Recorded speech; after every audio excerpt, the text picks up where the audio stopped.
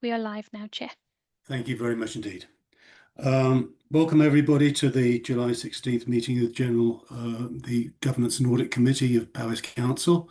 My name is John Broughtingham. I'm the Vice Chair and having to take the chair today because of a rather happy event, the birth of a grandson to our chairman. Welcome everybody, and we'll press on with the agenda. Have we got any apologies, please? Yes, Chair, we have apologies from Committee Member Lynn Hamilton, Cabinet Members, Councillors Jake Berriman and Jackie Charlton, and Officers Clive Pinney, Dr. Richard Jones and John Forsey. Thank you very much indeed. Noted. Any disclosures of interest?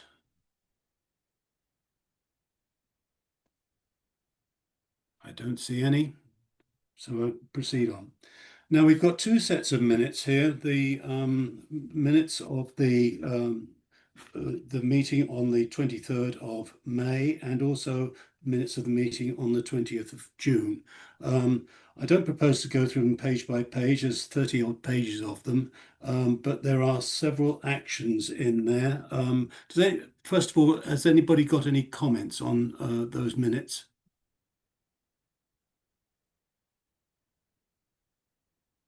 Euros? Thank you, Chair. I had a minor point of accuracy to raise on the minutes from the last meeting on 20th of June, if I can please. So it's in relation to the corporate governance review on page 2 and matters arising. So my colleague provided an update on to the committee on where we are with the corporate governance review, noting that we would be interviewing representatives of this committee as part of our evidence gathering, which I can confirm it is correct, but the minutes note that the committee members or wider membership would have the opportunity to inform the review findings via a focus group discussion. So it's a minor point of accuracy just to correct it, if we can please, Chair. Okay, yes, most certainly that can be done. Thank you. We have any other points anybody wants to raise? Mari, you got your hand up. I did. I just wanted to give an update on some actions. I don't know if you would. Oh, please do. Yes. That. So at the last committee meeting, I presented the fraud report, and I took away a few actions to check with the fraud officer. I can update that I have done that. There's not a huge amount of difference between what I said and what the fraud officer would have said, I don't think. So in terms of the amount recoverable, the amount that the fraud team identify as being due, apologies by the way, my camera isn't working at the moment, so I'll have to get that sorted. Right. The recovery of the monies owed to the council. We make sure that anything owed is raised in terms of bills and invoiced to the appropriate people, and then that forms part of our debt recovery and arrears recovery process then thereafter. And we'll continue to work on, I think the first action was around the committee seeing more recommendations, so we'll continue to work on that and bring that to a future meeting, Chair. Thank you, Mari. Thank you. Anybody want any comments on what Mari said? No. There are a couple of actions a little earlier than that on page 13, 14 and 15 around schools. Does anybody know of any progress on those? Kath, have we had any correspondence about them? Chair, I've not received anything, no. Okay. Okay, well, I will chase. Well, make a note of that and chase, yeah, please. There's also an action on page 23, which I'm looking at now.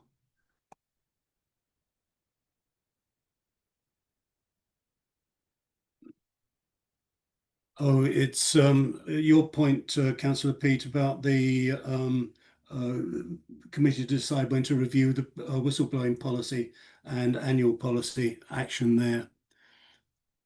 Yeah, thanks, Chair. Apologies. Yeah, I was going to raise that under the work programme, but yeah, just want to make sure that we can either add a date into the work plan to review said policy and annual report, or at least make sure that we carry this action forward so as we don't forget it. But Yeah. it must be coming round to time for the annual review, really. Yeah, okay. That point taken. Kath, can we sort that? Yes, Chair. Thank you. Thank you. Carry on. Right, page 26. We had an action for the monitoring officer was going to meet with the chair and talk about how we could get assurances on planning following some adverse press reporting. That meeting I don't believe has taken place, although there's been some correspondence between the two. But I think, Jane, there's something you want to say on this subject. Only to say, Chair, that we do not have any evidence or any concerns specifically raised with us that we are actively pursuing at this point in time. I understand there has been correspondence with Audit Wales, and I dare say Audit Wales colleagues may want to come in and confirm. But as it currently stands, there are no concerns that, as I said, we are actively pursuing. If that should change at any point, then of course we would take appropriate action at that point. There is nothing showing us from performance basis or anything else that we need to take any action currently. So that's where we are at the moment, Chair. Okay, thank you very much indeed. Audit Wales, anybody? Euros, do you want to comment? Thank you, Chair. Yes, I'm happy to, I guess, reiterate Audit Wales's position on the matter, if that would be helpful. As you know, we met the Senate member, Russell George, recently, who outlined a number of concerns around the Council's planning service and its engagement processes. And like all correspondence that we receive, we take the information into consideration as part of our ongoing risk assessment of the Council. The Auditor General is not committed to undertaking a further planning review at this time, but neither has he committed to not doing so in the future. And our work programme, as always, remains flexible in order to respond to risks as they arise. Some of the concerns raised regarding the planning service, for example, relating to governance and decision making, may well reflect some of the wider lines of inquiry that we intend to explore as part of the corporate governance review that's planned at the moment. But as a general principle, I'd also add that where we, as your external auditors, elect not to undertake any audit work in a particular area in any given year, that should not in itself be interpreted as assurance that proper arrangements are in place. So that's our position, Chair. I hope that helps. Point taken, yes, it does help. When are we likely to see, are you likely to begin the work on this more widely scoped study on governance? The terms of reference have been finalised and we are setting up delivery at the moment. So it's going to be delivered over the next couple of months, scheduled to be reporting towards October. Looking forward to it. Thank you very much indeed. Leaving that subject then, on page 29, there is an action about school risk. I'm looking for it now. We're looking for to request a written response from the Director of Education. Have we had one? No, Chair, we haven't. I have shared the actions with relevant officers, and I'm waiting a response. Okay. When did you share those, by the way? So I shared them last week, Yeah, but okay. they've had sight of the minutes ahead of Yes, time. okay, okay. If we could get these actions, the reminders out a little sooner, perhaps it would help, because we need to follow these up. Page 31, debt recovery, we've heard about there, and on page 33, there's a comment about requested the reports were presented in a more timely manner, and I think action's been taken there. Am I correct? pretty sure I am. Right. The next item on the agenda is Audit Wales items. And there are two we're studying today. Audit Wales review of scrutiny arrangements and also the commissioning review. Scrutiny arrangements, I believe, Rachel Harris, you're going to be presenting? Yes, thank you, Chair. And later, Catherine, you'll be responding, will you, on behalf of the council? Yes, that's correct. Thank you. Okay. So, members, you have the report in front of you, which obviously you will have read. So I'm not going to go through that in a huge amount of detail, but I'll bring out some of the key points, if I may. So this is a piece of work that we did during late 2024, early 25. The purpose of the exercise was to establish whether the council's arrangements support effective scrutiny. Just as by way of a bit of context, when we were in doing that, we were mindful of previous work we've done in this area in 2018 and in 2021. And it's probably worth pointing out that while we did look at progress against our previous recommendations, we did decide that this report would also take a broader view on the scrutiny function in the round.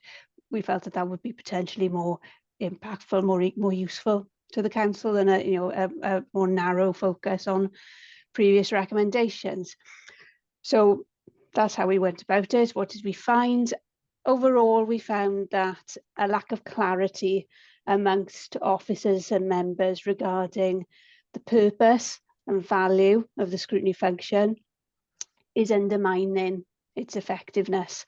So that, and I'll just pause there, because that finding about the purpose and the value of scrutiny, we put it first for a reason, because it really is the fundamental point from which all our other findings in the report flow. So let's unpack that a bit and explain how we came to that conclusion. As paragraph 10 sets out, we found that the council has set out the purpose and role of scrutiny in its constitution, but in practice, that purpose and role isn't always clear. And because scrutiny is a fundamental part of a council's governance and decision-making arrangements, that's potentially a risk for the authority. So the rest of the report then is really about giving some examples of where we think that lack of common understanding and clarity about the role and purpose of scrutiny is having an impact on scrutiny's effectiveness. So we looked at work programming, and we did find some weaknesses in this area. It wasn't always clear why scrutiny was looking at a particular item, or what the intended outcome or the impact of scrutiny involvement was or was intended to be. And we found that in both committees and in working groups as well. We found that the work programme was sometimes subject to change at short notice, for reasons that weren't always clear. So that has an impact on transparency and on wider engagement. We found some weaknesses in basic committee administration. Reports we found didn't always have a covering paper, or if the paper perhaps was incomplete. And what that means is that the role and the purpose of the committee isn't articulated up front in those circumstances. So we found also the process by which Cabinet responds to scrutiny recommendations were not consistently complied with. And we were also seeing, a number of verbal updates, presentation slides that perhaps weren't always shared in advance of the meeting, late items, and all of those things obviously limit the amount of time that members have to prepare and engage meaningfully with the subject under consideration.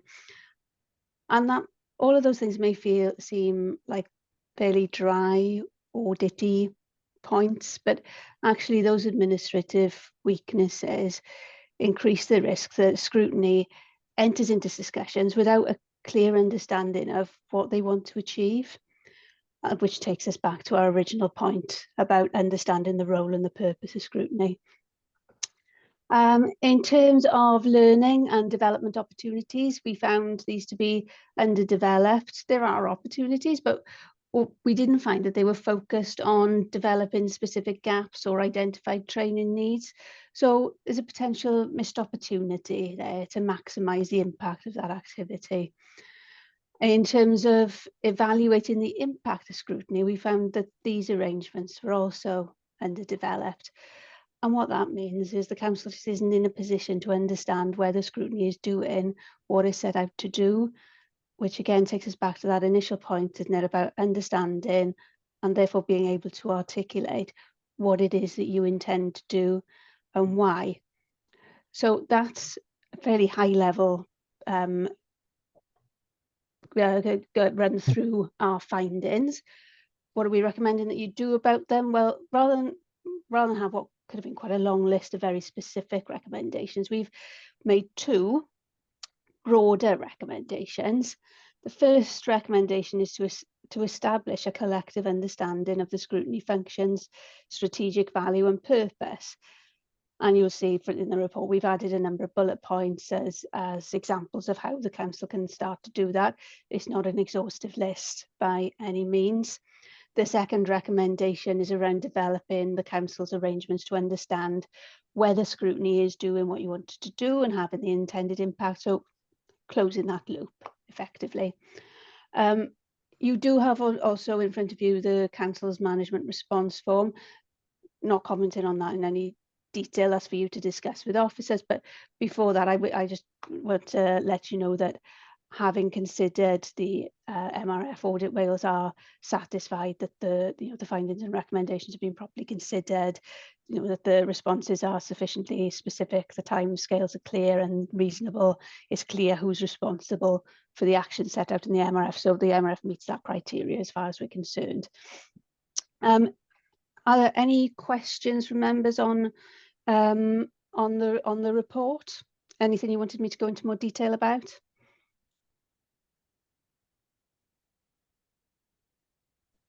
Some hands. Councillor Peat, I think you were first. Okay, thank you, Chair. Yeah, and thank you, Rachel, for the report. I had a couple of questions, if I could, on some different types of topics. The appendix lists, I think it's appendix 2. It lists the questions you asked, and it called them level 2, and it just begged the question whether there were other levels of questions. Also wondered why you didn't attend any meetings, any scrutiny meetings, to perhaps see for yourselves how they were conducted. Appendix 1 then just lists the 3 scrutiny committees, and I wondered why it didn't include, say, for example, this committee, finance panel, democratic services, as they do also make recommendations. And then just the last one, Rachel, is again page 43 onwards. I sort of found slightly concerning because that does raise 12 points and spells out 12 weaknesses, which have then been distilled into just 2 recommendations. So I guess the question for me is, are you happy that those 2 recommendations and the management responses will address all the weaknesses that you've identified? Thank you. Okay. Do you want to take that, or should we take other questions? I'm happy to take them as they go, if that's Right, all right with you, Chair. Please. Okay, so to take your first point then around Appendix 2 and our audit criteria, the questions we ask at interviews and during our fieldwork are based on those criteria. We don't necessarily ask them those questions in that specific way. But I think your specific question was, are there other levels? No. In some instances, in some projects, you can have as many levels as you want, but in this instance we went down to level. You've got your overarching questions, which are there, and then you've got level 2. We didn't go down into any further detail at that stage. So so the answer to that one is no, there aren't any other levels that you're not seeing. In terms of why we didn't attend committee meetings, we did observe a number of committee meetings. We did not necessarily attend at the time or in person, but we watched recordings of several meetings online. I think you asked why we didn't include the finance panel, the democratic services, the governance and audit committee. The reason we didn't include them is because they are not scrutiny committees, and we were reviewing the scrutiny function. And I think, yeah, as you say, Councillor, we do raise a number of points in the report, but we have, as you say, distilled those down to 2 recommendations. It was something that we gave quite a bit of thought to, and the decision to make 2 broader recommendations was a deliberate one. You'll see if you look at our previous work in 2018 and 2021, we took a different approach where we did make quite a number of very specific recommendations. And whilst we found that the progress had been made against those specific recommendations, that progress had not actually had the impact that we would have at Audit Wales have hoped it to have in terms of fundamentally changing or what was going on in scrutiny. So rather than do the same thing for a 3rd time and hope somehow for a different result, we did deliberately take a different approach and go, look, you need to think about what you're doing and why and what you want to achieve, rather than a laundry list of instructions. I hope that's helpful, Councillor. Thank you, Rachel. Okay. Councillor Peake, do you want to come back? Yeah, if I may just briefly, Chair. Yeah, no, thank you for that, Rachel. I suppose I hear what you say, that you were focused on 3 scrutinies. I suppose what where I was trying to get to is the other committees, and indeed this one, they do make recommendations which may go up to Cabinet as well. So if you're looking under one of your recommendations to get value for money from scrutinies, I'm still slightly confused as to why they weren't included beyond just the semantics. And then I think I'll be very interested in how we start to evaluate that value for money, because I guess the biggest cost in there is the amount of time that the officers spend, not only in attending the meetings and follow-up points, but also in preparing all the papers pre-meeting, and there's an awful lot of work the officers put into that. So yeah, I'll be very interested on how we evaluate this value for money. Perhaps I don't expect you to answer that one at the moment, Rachel, but yeah, well, I'll be interested when it comes out. Well, if I take your second point first, if I may, Chair, yes, that is really how you evaluate that is up to you as a council to decide, and that's very much the focus of recommendation 2, I think. In terms of your other point, I will just gently challenge you, Councillor. You've suggested that that's the distinction between those different types of committee is semantics. I don't think it is semantics. I think those committees all have different roles and different responsibilities. And I'd invite you to reflect actually on our overall finding.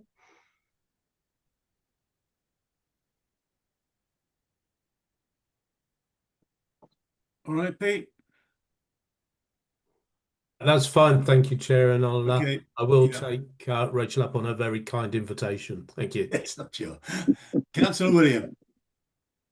Diolch Cadeirydd, thank you, and thank you to Rachel for speaking to this report. It's a really serious report, and it goes to the heart of one of the key functions at council.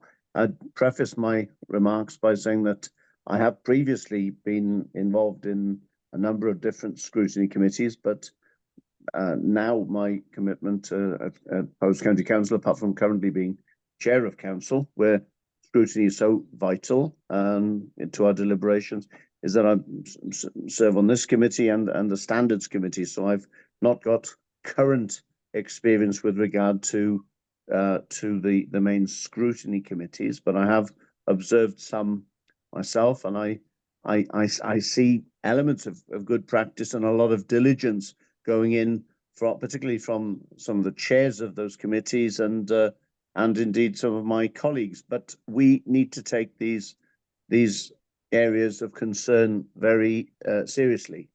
And what I'm particularly concerned about is how we've arrived at this sort of a certain level of fog around the purpose of the scrutiny function. I mean, you've referred to previous studies in 2018 and 2021, and they were obviously in previous councils. We've had a very significant churn of members going into coming out of the May 2022 election, but also crucially, we've had a fairly significant churn of scrutiny staff supporting that function as well.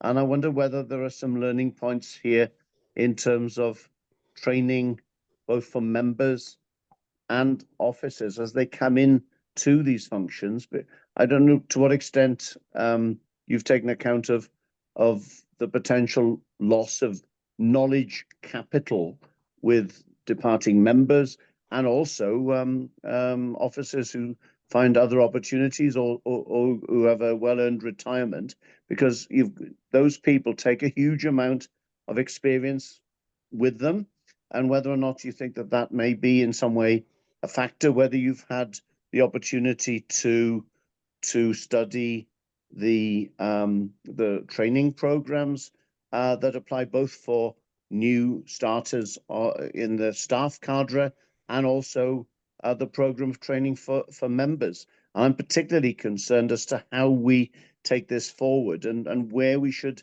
seek to develop that quality and that clarity which you've currently found to be absent, and to what extent there's scope for working in partnership either with yourselves, WLGA, or other authorities that are deemed to be doing this better at the moment.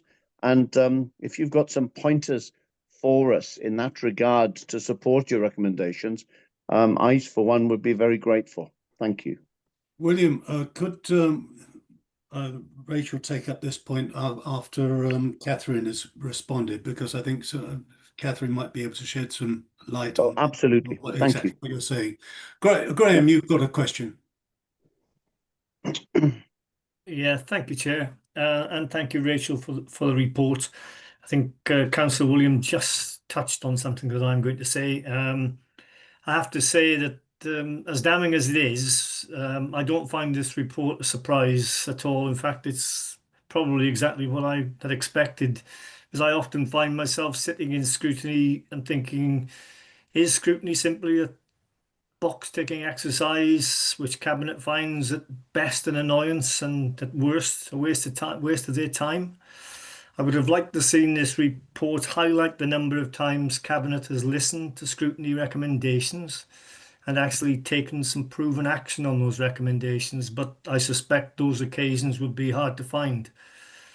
So does Cabinet saying they welcome the views or recommendations from Scrutiny Committee generally mean, yes, thanks for taking the time to contribute, but we've already made the decision and we'll carry on regardless? And that point, I think, is highlighted at point 16 of this report.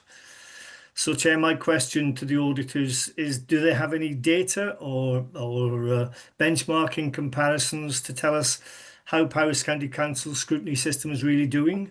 Is it working when compared to other authorities across Wales?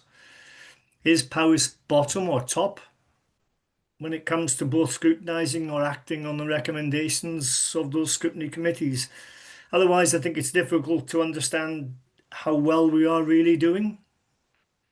Okay, thank you. Rachel? Yep, thank you, Chair. Well, the short answer to your question, Councillor, is no, we don't have that data.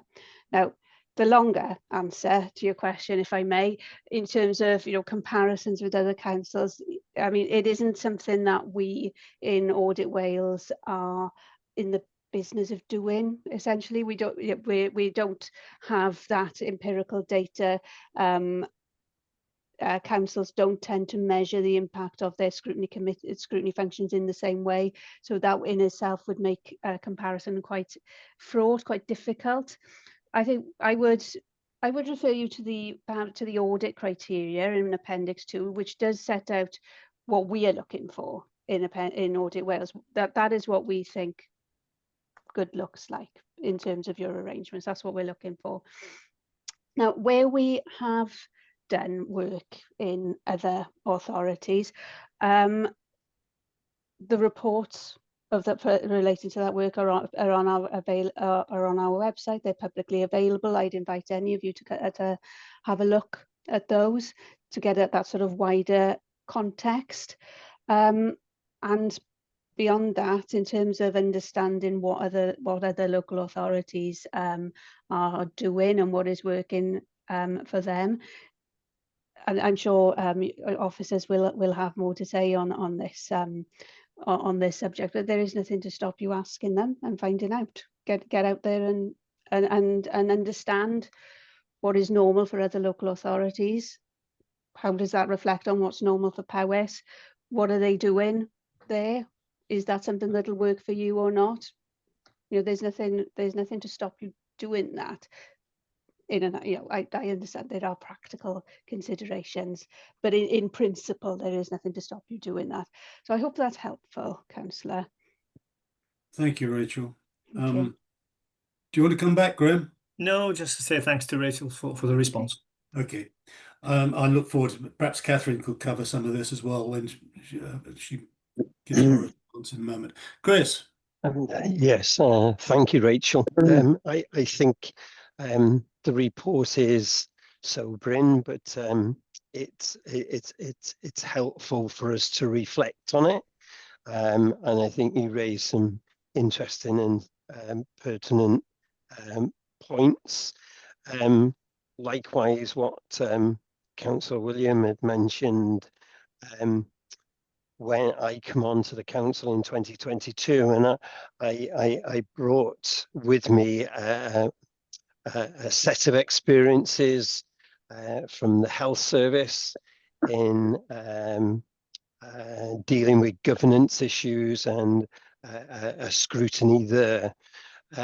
So each member brings something of their own experience and education to the table.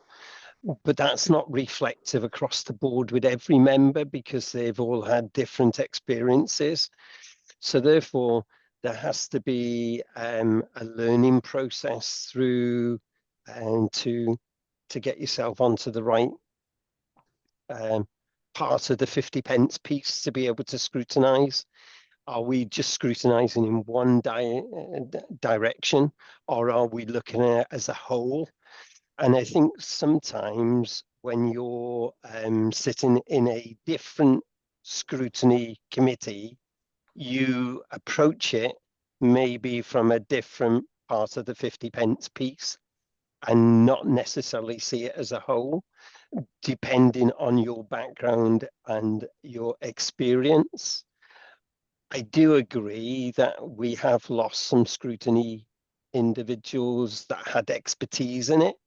And can then help and facilitate because of that knowledge base that they had around that council. And if you've lost someone with that experience, that is a great loss to the organisation moving forward.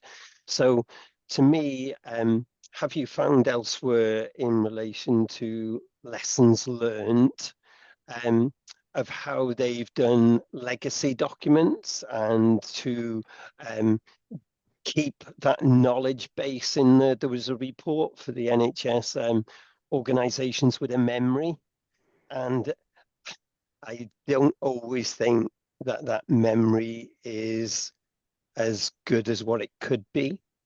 And to me, around the question of government is about, reducing risk, doing no harm, value for money, holding people accountable, and to deliver in an effective period of time. One thing that I would be interested in is whether you see there's any training gaps that we as an organisation need and what members then need to actually build on. And the other question I had, and this came up recently, but I've read something and I've been looking for the article and couldn't find it. But there was something about the use of AI in scrutiny. And I just wanted to get your opinion from doing this type of work with the reporter, whether you see any role or function for AI in this area. And I'll stop there. Thank you. Thank you, Chris. Right, okay. So Councillor Walsh, lots of interesting questions there, lots of food for thought. If I've picked out the questions correctly, in terms of training gaps and what members need, I think what we've found is that there is a piece of work there for the council to do. And I don't want to step on what officers are going to be telling you later. Okay. But I think that is a piece of work that needs to be done that you know the council could usefully be doing. I would also point out that when in the report, you'll note that we refer to the council, and that again is a deliberate choice. We haven't referred to scrutiny members or officers, we have referred to the council because this is an issue for the council as a whole. It isn't about members need to do this and stop doing that and officers need to, that isn't what we're saying. The council as a whole organisation needs to get to grips with the issues that we're putting to you. I mean, in terms of the loss of knowledge, I think it's an interesting point, Councillor. I don't think Audit Wales or I personally have an answer for you there. I think broadly, I would reflect that it's been over 20 years since the legislation that brought scrutiny committees into being, and initially. Recently, after the initial introduction of that legislation, there was a lot of activity around upskilling people. What scrutiny? What are you supposed to do? And a lot of that has fallen away over the years. And we're now 20 years on. We are at the point where many of the people who were involved in scrutiny 20 years ago are no longer about. So I agree that there is that loss of knowledge, and again, that is something that I think officers will have, will be speaking to you about when we after I've finished. In terms of the use of AI, Audit Wales doesn't have a view on this. I don't know that I have a strong view on it personally either, but more to the point, Audit Wales doesn't have a particular view on it. Again, it's one of these things that I would encourage the council as an organisation to consider and explore if that is something that will work for you. Is there something that you can have use out of? Thank you, Rachel. Okay. Last question on this, if I may, Councillor James. Chair, a partly question, but also partly observation, and I just thought it'd be useful. I particularly wanted to be in the meeting for this item on the agenda, and apologies, I will have to leave at about 3:15 or perhaps a little bit later. Because I was the leader of the council for pretty much for the period, I think, whilst this review is taking place, although I, as you know, no longer am.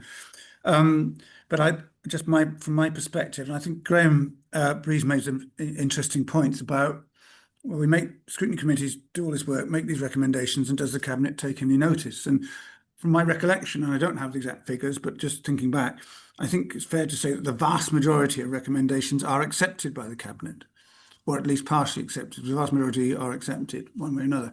However, and this is a big however, does that then lead to a change of behaviour or a change of delivery mechanism or whatever in response to that recommendation? We might accept the recommendation, but does that then produce a change, a meaningful change, significant change to the way things are done after that? And I don't know is the answer to that question.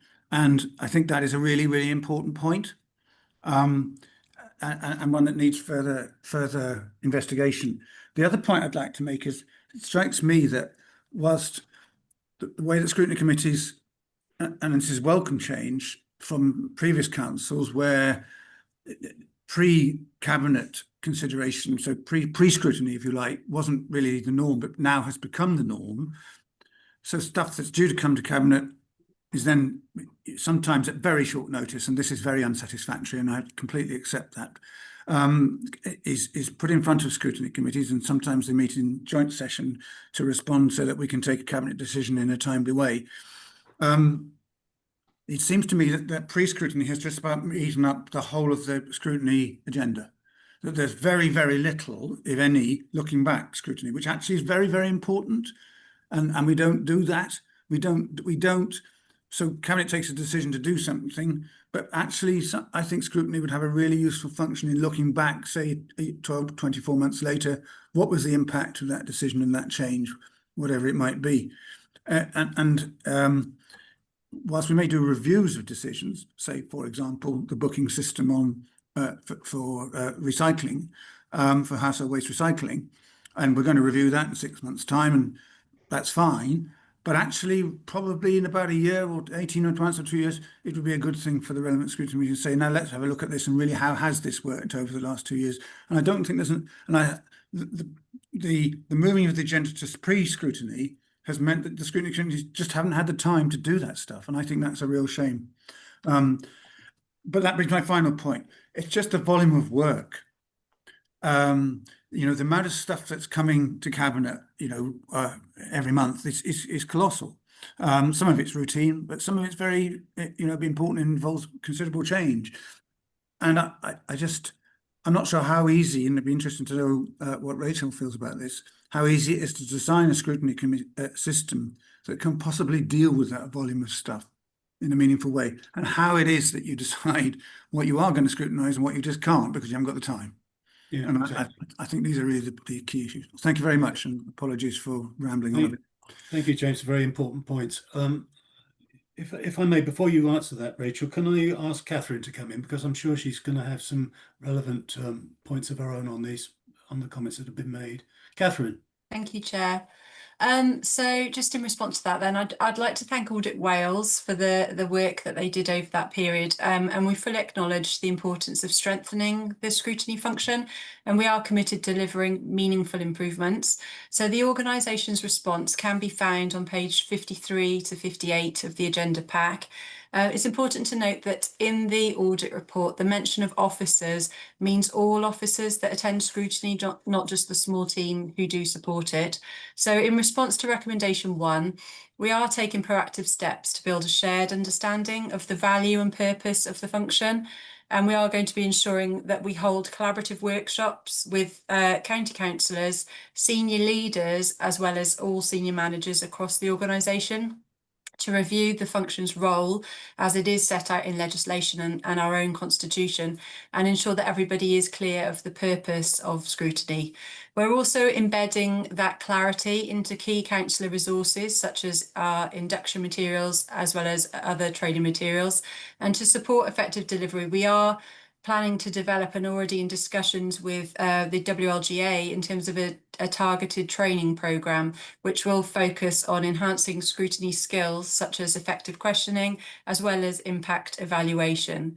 We have already improved transparency and accountability, so by ensuring that all the reports that go through to scrutiny are written and embedded in that agenda pack when it goes out, and the timescales for doing so are adhered to by all, and that late items and verbal updates are not allowed. And so in terms of recommendation 2, we're introducing robust mechanisms to evaluate the value for money that scrutiny provides. So this includes building on our existing self-assessment processes that are now embedded, and conducting annual impact reviews and using that insight to drive continuous improvement. So we are learning from others around Wales. We've reached out and for discussions to understand how things work elsewhere, and these discussions are ongoing. We do utilise AI to support with capturing discussions and the main action points, and we will continue to build on this as well.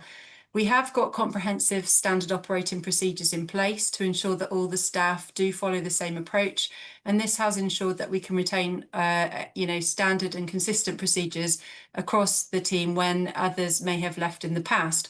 So all of these actions do ensure that we're purposeful, we've got an evidence base, and we are aligned with our own corporate priorities in our own corporate and strategic equality plan, as well as the strategic risks on the strategic risk register. But I'm now going to hand over to Jane, if that's okay, Chair, as Director of Corporate Services. Thank you, Yes, that's fine. Thank you, Catherine. So obviously, as Director for Corporate Services, scrutiny sits under my remit. So I'm heavily involved now in looking to see how we can improve the scrutiny function. We did have a meeting with all the chairs of the relevant committees before we completed the management response, and Audit Wales worked with us on that as well, speaking to those chairs so that they were clear on what the recommendations in the report was telling them. And they have signed up and helped us in terms of shaping that management response as well. And I think that's really important, because when we talk about improving scrutiny, as we've already said, that's a whole organisational response. It's about managers understanding the role and effective scrutiny can have on what we do, but it's also then about the rest of the councillors and those that sit on our committees being really clear about their understanding of what effective scrutiny is and helping everybody improve from that perspective. So as part of the work that I've been doing, I've already met with a director in one other local authority. There will be more. We are looking at their agendas. We are looking at how they function, how they do their work programming.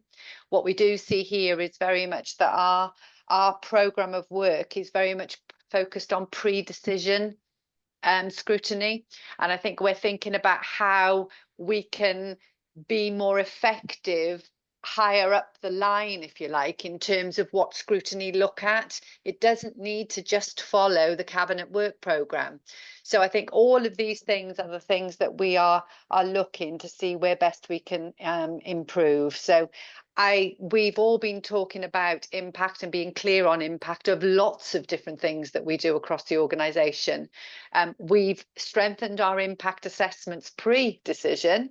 But I think one thing that's been highlighted and one thing that we want to do, it is about then reviewing those post-implementation. Were the impacts what we expected? Do we need to do anything slightly different or realign things to achieve what we wanted to if it's not working? So I think all of these are things that we are already discussing in terms of taking this forward. So, this is an opportunity for us all really to ensure that our scrutiny function can be more effective.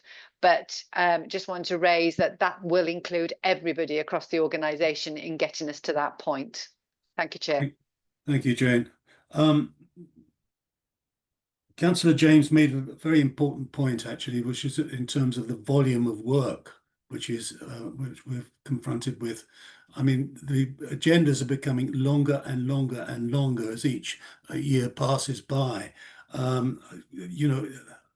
think we get a lot more quality from councillors if they had less to read for each meeting. To 400 or 500 pages per meeting is simply just too much. Perhaps AI could be used to produce summaries of some of these reports, or maybe even actually produce some shorter reports themselves. Gareth, one last point, if we can, because we'll have to press on.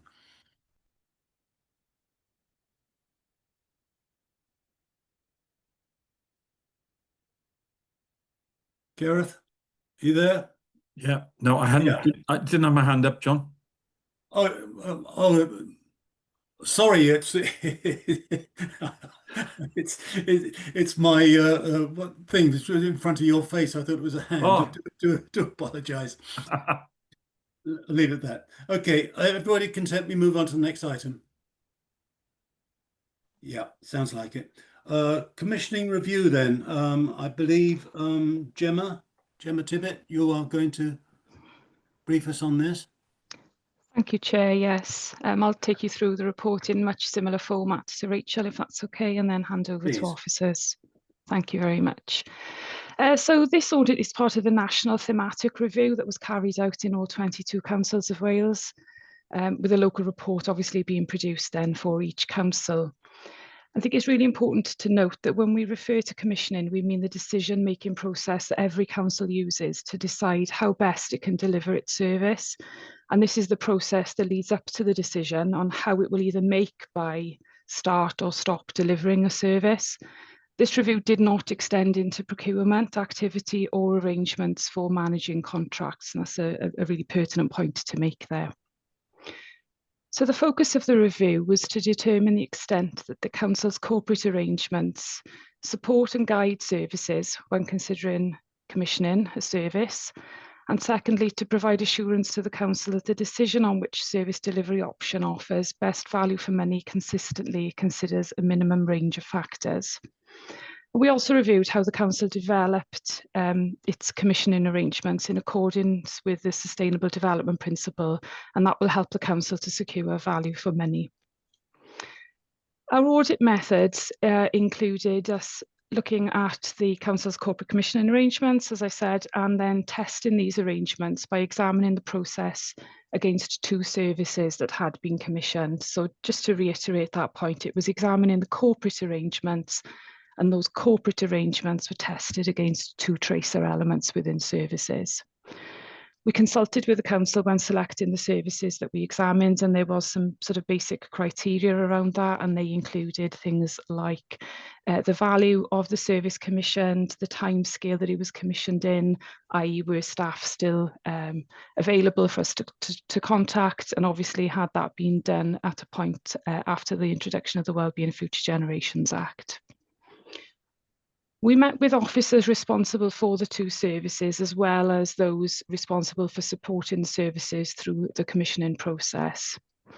And we conducted this work during October of last year through to February of this year.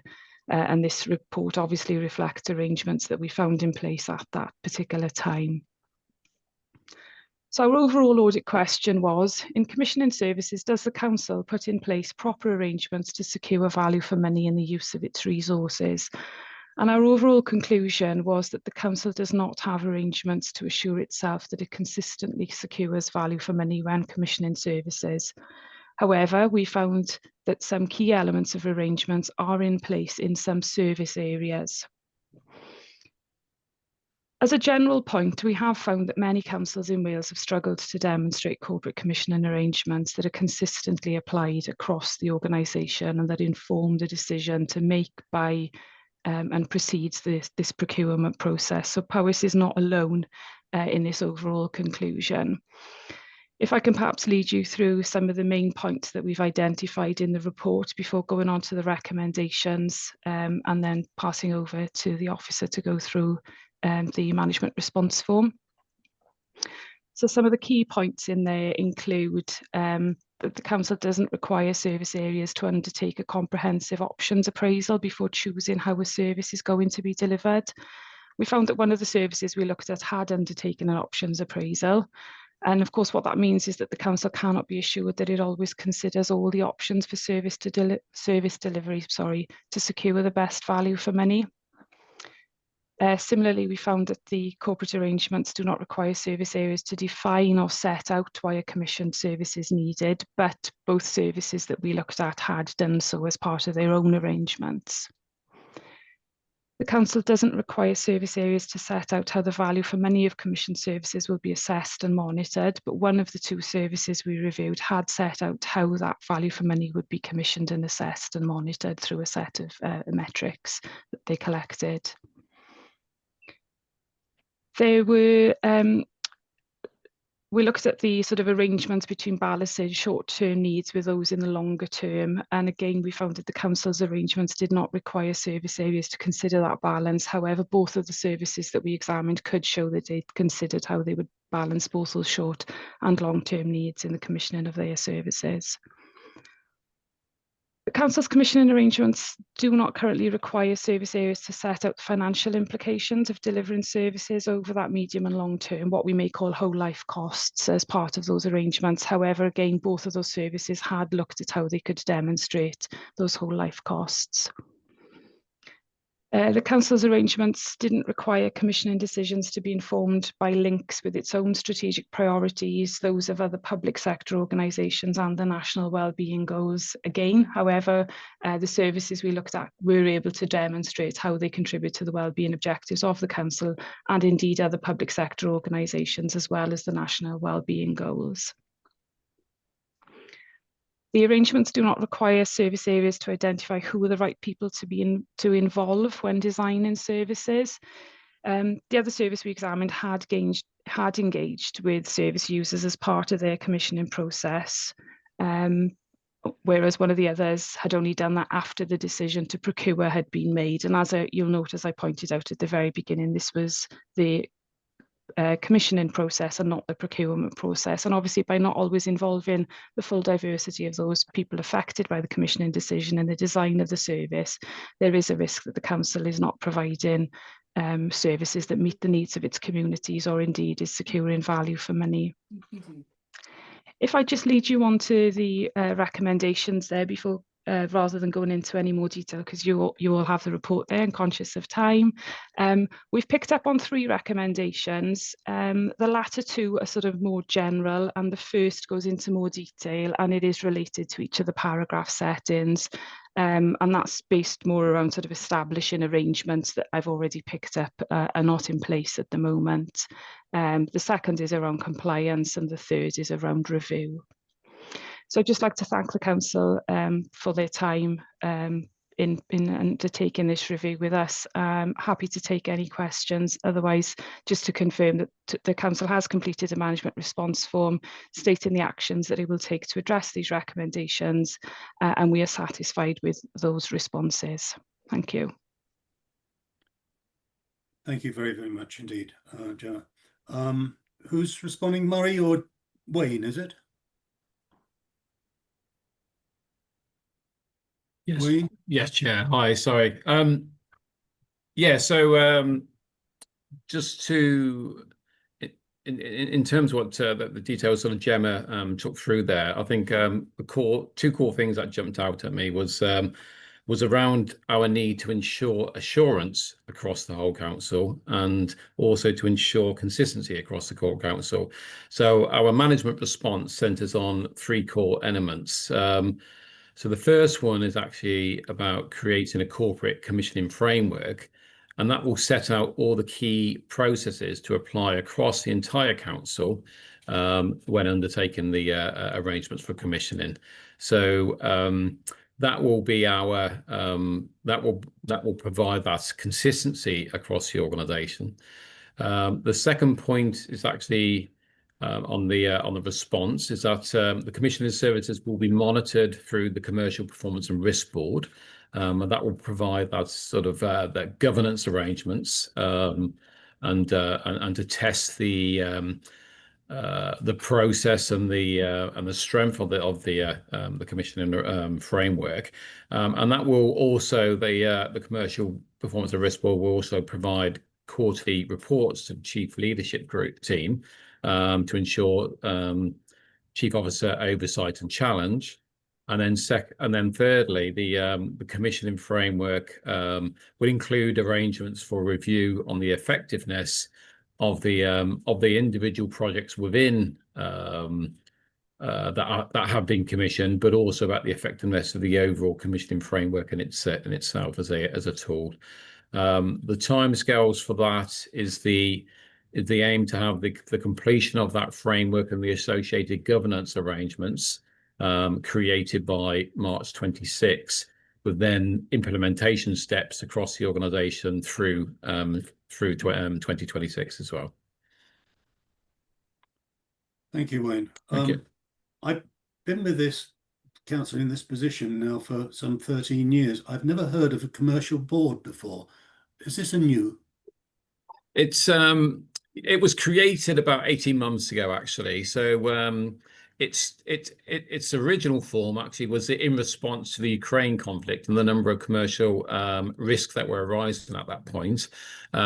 We've expanded the role of that, and so that's now a Commercial Performance and Risk Board, and that centres activity on commercial planning, it looks at elements across the commercial life cycle in terms of improvement in contract management, etc., and also the management of commercial risks, not just those that arose from the Ukraine conflict, but wider risks. And I know how I informed the in terms of the risk management. I came quite recently to the committee about our approach to managing international risks in light of US trade tariffs, etc. Can I ask who sits on that board? It's myself as chair, chief, heads of service or their nominated representatives. Oh, thank you. Thank you. Jane, you have a point to make before I throw it open? Yes, please. Just to add to what Wayne has already said, and I think I just want to pick up on some points made by Gemma in her report. You know, I think what we're seeing here, what's not necessarily in place is a really good updated guidance and framework that sets out across the organisation what people should undertake when it comes to commissioning. That being said, as already been highlighted, services are to some degree, particularly in the areas that you looked at, are doing the steps you would reasonably expect them to take, but without having that set out clearly for everybody to be sure on, I think it's that framework that is the biggest concern for us. We do have guidance, but it was put in place some time ago, so we definitely need to review and refresh that to make sure that it's appropriate, and that will then cover, as Wayne's already said, all of the aspects in terms of that monitoring, evaluation, going back and looking, all of that will be in place then, consistently applied. I think in terms of the board, that board's been in existence for some time. It was also in response to some company failures we've seen in the past. So that board really looks and highlights risks on contracts that are live. We routinely monitor, Wayne and the team will highlight companies that may be perceived to be at a higher level of risk, even if it's mid-contract, and then we can take appropriate action to deal with that and so on. So that board has really been quite effective in terms of getting all of those things to where they need to be. It's also been quite critical in terms of improving contract management skills across the organisation. So Wayne and the team developed a contract managing training package that all contract managers are undertaking across the council as well. Some it'll be a refresh, some it may be new to them, but we've put a lot of things in place via that board. So we review the board routinely, and I think we're reviewing it currently, Wayne, aren't we, in terms of the effectiveness and whether it needs to be changed and reshaped a little to respond to sort of the immediate things that we're looking at here in the council. So I just wanted to pick up on those things. Sorry, Chair, I can hand over for questions now. Yeah, please. Any questions, councillors? Councillor Peat. I think Gareth was first, Chair. Oh, sorry. Yes, Gareth was first by a whisker, I think. Oh, sorry. Thanks, Pete. Yeah, yes. Jane just mentioned the need to update the guidelines, and I'd echo what she said. I'm thinking about how going forward the council future-proofs all this, because sustainable powers, as it progresses, talks quite a lot about new and innovative ways of delivering services, including with partners, voluntary organisations, individuals, health service, whatever. And so how will the council ensure that they, in developing these new guidelines, they take on board the innovation as well? And the second thing is the Audit Wales report talks about this disconnect between service delivery and what those services deliver in terms of outputs and outcomes. So I think then this goes back to what I feel was an important role for the integrated business planning process, particularly as it's now going to cover 5 years. It's not just about bidding for the money, but spelling out what those budgets are going to deliver and how is it best going to deliver those services. So that at the ground floor, you've got that information which can then be refined as things develop. Thank you, Gareth. Very good point. Shall I come in, Chair? Yeah, please. I just saw you nodding, Jane. I was going to invite you in. Absolutely. And I think, you know, the 5-year, we've always had 5-year IBPs. So they have been over 5 years, but now, of course, that's integrated with a 5-year financial plan as well. So that making those linkages is absolutely fundamental, and to capital as well. So yeah, all of those aspects, you know, do we deliver, do we make, do we buy? All of those decisions happen on a daily basis across the organisation. So, you know, in terms of that decision pre going out to procure or commission or to tender or whatever, you know, that is happening routinely already. But absolutely all of the points that you made are spot on. And I think as well, in terms of that option appraisal, at that point you would make sure, and perhaps there's a role for scrutiny there in thinking, well, have you actually thought about all of the options here? So, you know, again, that evaluation of what people are doing and the scrutiny and the assurance around that line to a robust framework will actually absolutely give us that level of assurance. Good to hear. Thank you. Thank you, Jane. Councillor Pete. Yeah, thank you, Chair. Yeah, I heard what Jane and Gareth have said there. So it was just really a quick observation. Is I mean, the report for me, I think the bit is in paragraphs 15 and 18, where it sort of says we don't have proper arrangements in place to consistently secure value for money. So at the end of the day, obviously this is taxpayers' money. So I just wonder why in the management response, we aren't sort of like straight onto this, addressing this immediately rather than waiting until March next year. Jane, do you want to come in? I can do. So I think what this is saying is that we don't necessarily have the corporate arrangements in place to make sure that that's consistent. What we're not saying is that there is definitely no value for money in any of our commissioning. That's not the case. You know, we already do options appraisals, and we do understand the cost. We do whole life costing. We do all of that. But it's not set out specifically in our corporate framework that then ensures that that is applied consistently. So I just want to give you that level of assurance. But obviously having that in place and then scoring, if you like, some of that commissioning activity against it will give us that level of assurance that you're seeking, Councillor Lewington. Do you want to come back, Councillor Pete? Yeah, sorry, I was just on mute there, Chair. Yeah, I think I sort of got that, and I sort of like didn't. Thanks, Jane. I just wondered what the auditor's Gemma's opinion may be, because I don't know. It sounds like I may have misunderstood it, but it sounds like we're doing half a job. So it seems like we're doing it okay over there, but the corporate bit's not okay. But I may have totally missed the point.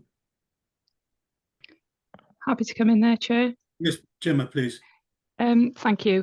Yes, so as you'll note throughout the main body of the report, it does quite frequently refer to a lack of corporate arrangements, as Jane has already confirmed. However, those arrangements are locally in place, if you like, and locally being carried out. And so we were content with the response that was provided by the Council on the management response form. Thanks, Jane. Yeah, thanks, Chair. Can I just add one point, Chair? Yeah.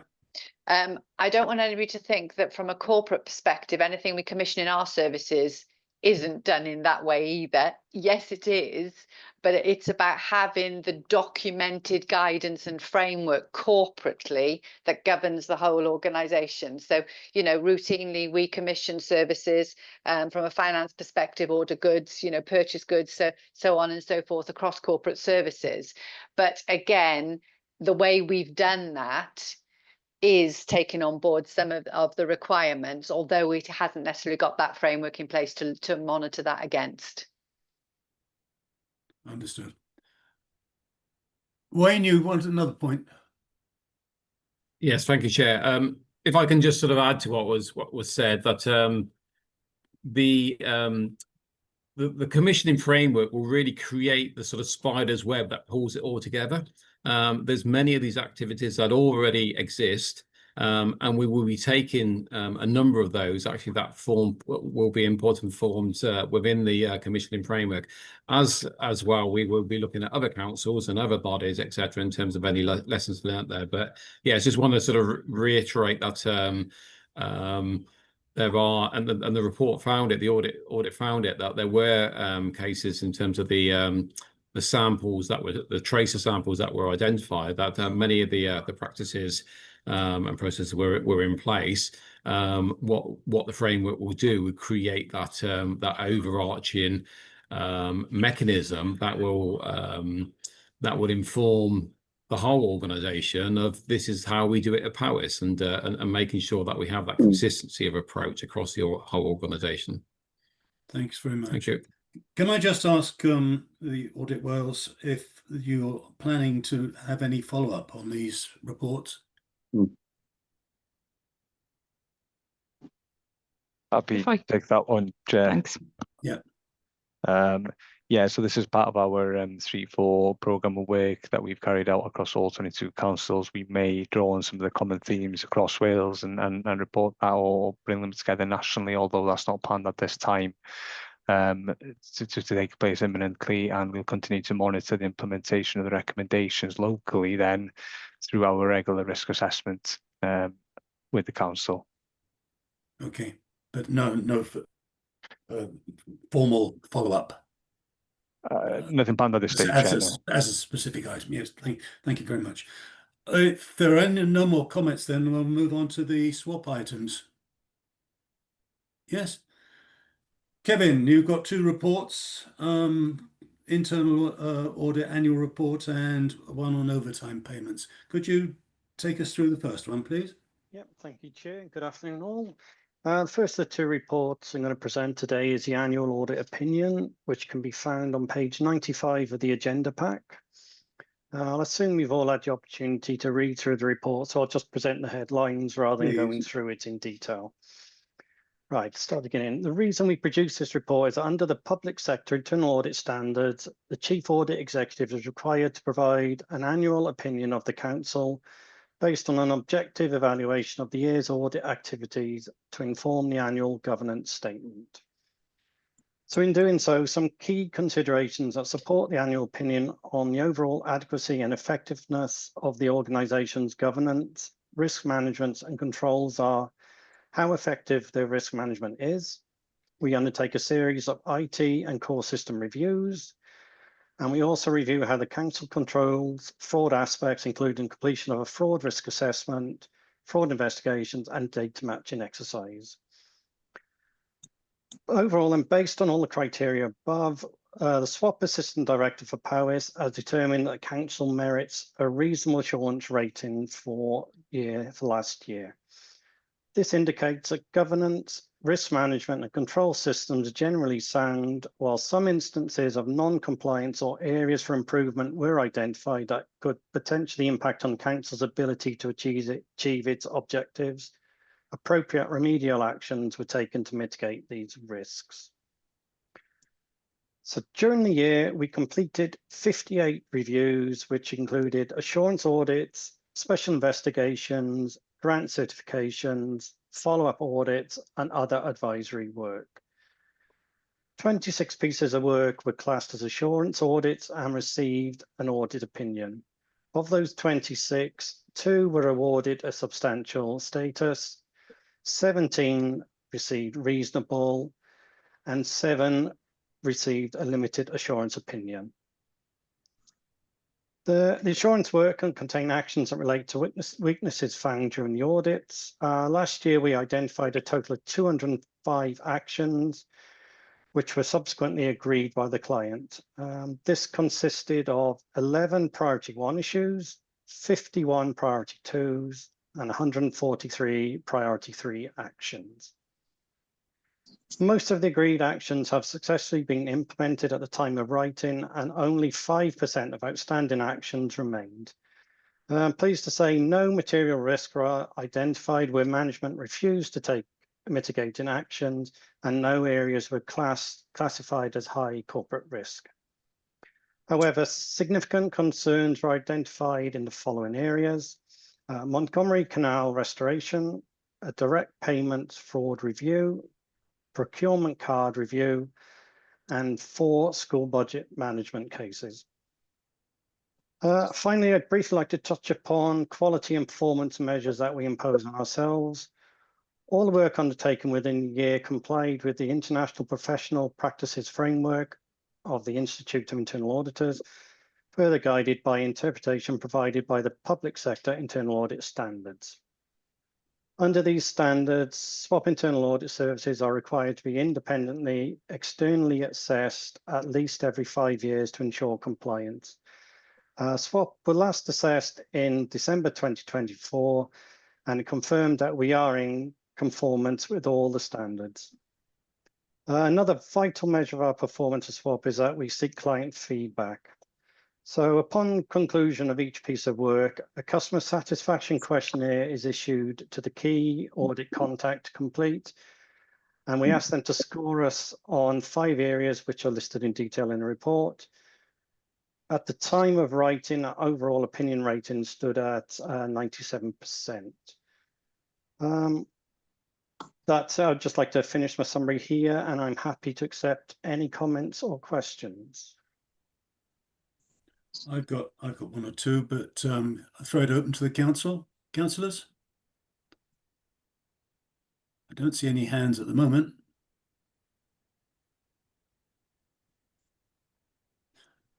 Kevin, Yes. if I may, if I can just turn to the questionnaires. You had 13 responses. There were 1 or 2 there which were said they fell below expectation. Is there anything systemic about that? If you understand the question, is it that the expectations were too high, or there was something amiss in that approach, on those rare occasions where you had these criticisms? Yeah, when we receive negative feedback, we actually follow that up with the client concerned, and we actually ask them where the issues arose or what we could have done better. On some of these instances, the client had misinterpreted the questions and answered incorrectly. They admitted that they ticked the wrong box, in effect. So we've received a negative score when they didn't mean to. And on one of the other ones, we didn't actually receive a response to say why it was negative or what we could have done to improve on the process. So I think out of all, I say there is very few, as you mentioned, but yeah, we do follow up anything that does come back negative. Thank you. Thank you. Councillor Peat. Yeah, thanks, Chair. Sorry, Kevin, this is slightly tongue-in-cheek, but bearing in mind the scores are very important there. Do you ever follow up a sample of the positive ones to make sure the wrong boxes weren't ticked there either? No, we don't, unfortunately, no.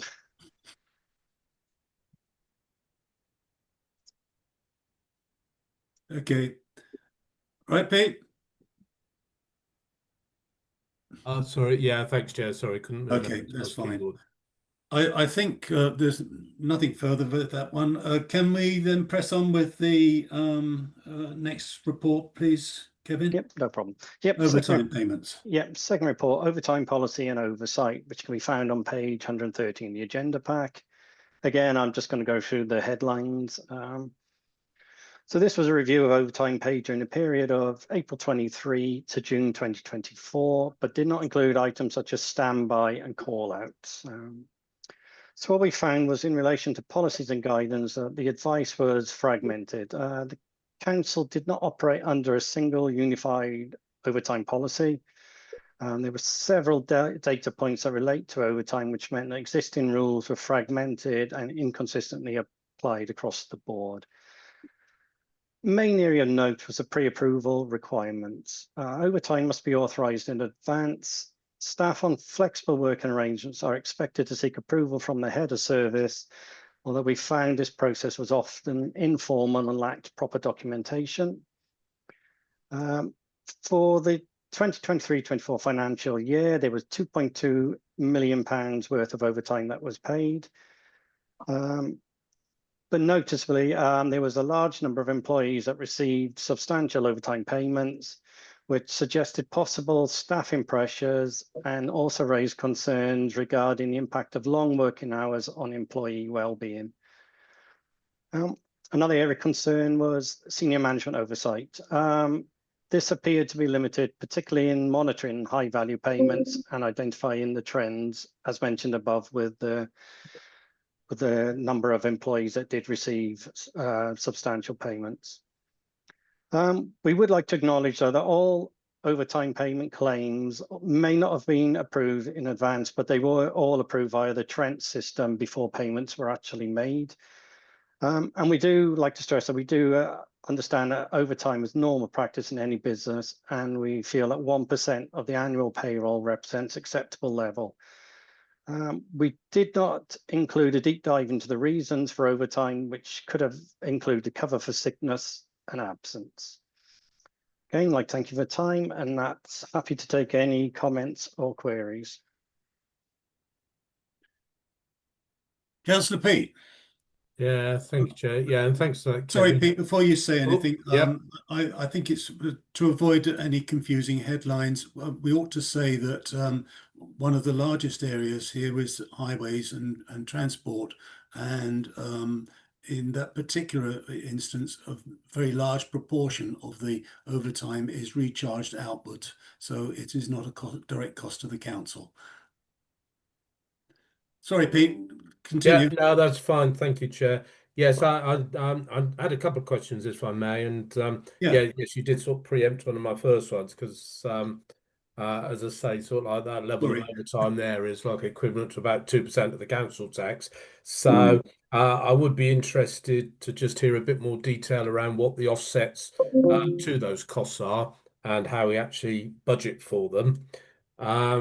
Question 2 is page 113 says that we've got no effective controls in place. So I wondered why this was not a priority 1 rather than a priority 2. Then on page 116, I did find it slightly concerning that we've got 5 employees earning over £20,000 in overtime. And the top one is £28,000, which at say £30 an hour, and I'm not sure what the going rate is, but at £30 an hour, that's almost 1,000 hours per annum, which based on a 7-hour working day is 143 days. So I'm pleased to see in the comments that the counter fraud team will be doing a review of this, because that doesn't sort of seem quite right to me. Plus, there's the obvious concern of the health of the employee who's sort of like working an extra 6 months a year. So I think as well, but I wouldn't mind seeing some, and perhaps it's one for the officers, Chair, is as well as needing to get the controls framework correct and operational around this, is what is the plan to reduce these unacceptably high levels of overtime? Thank you. Yeah, I would have made the same point.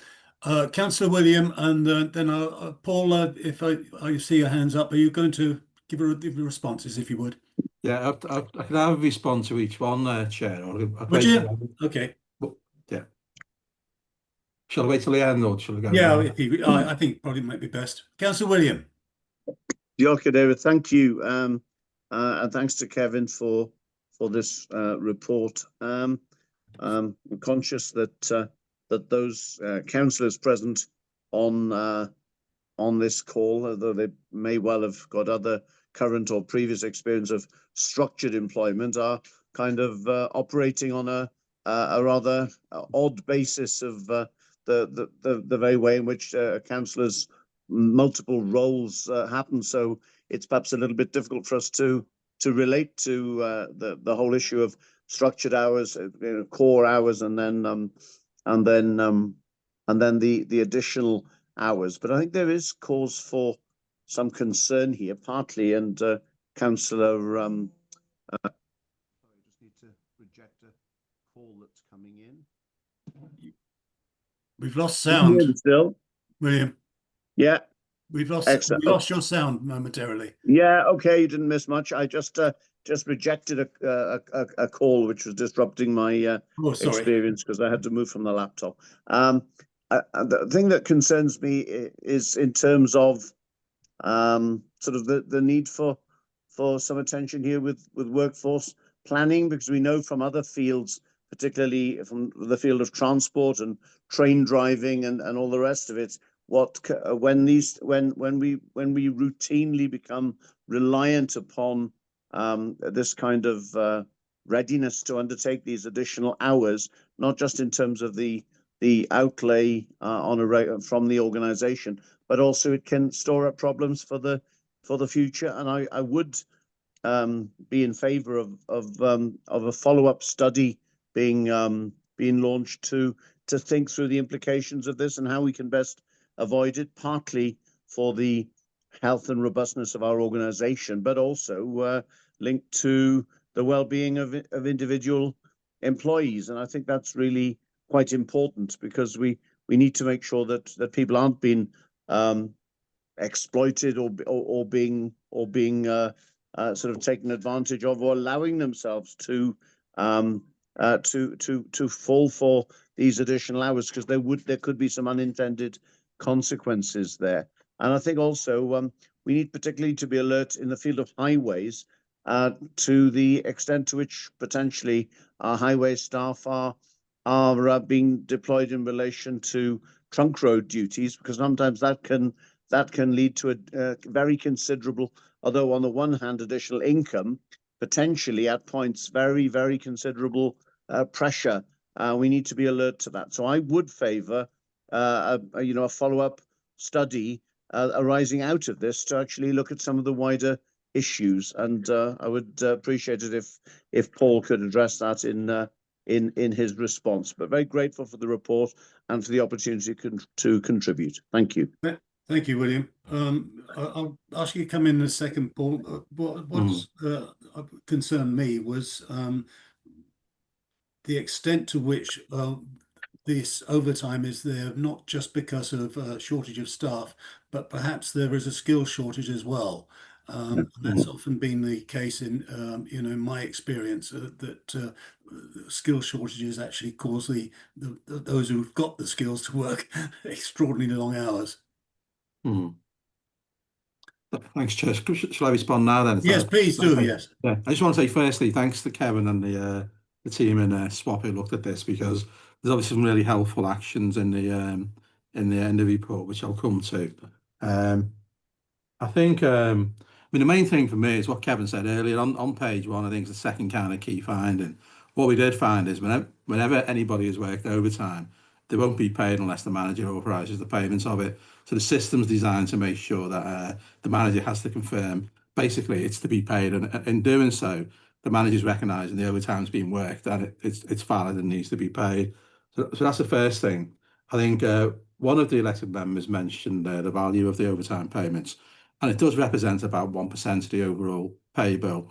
And what I would say, Chair, if I sat down with a new management team, designed a new council, which I actually did do in 2009, we put together a new council, you'd build in a degree of flexibility into the operating model of the organisation. So you would build in a bit of overtime, and you would build in some temporary contract and fixed term contracts.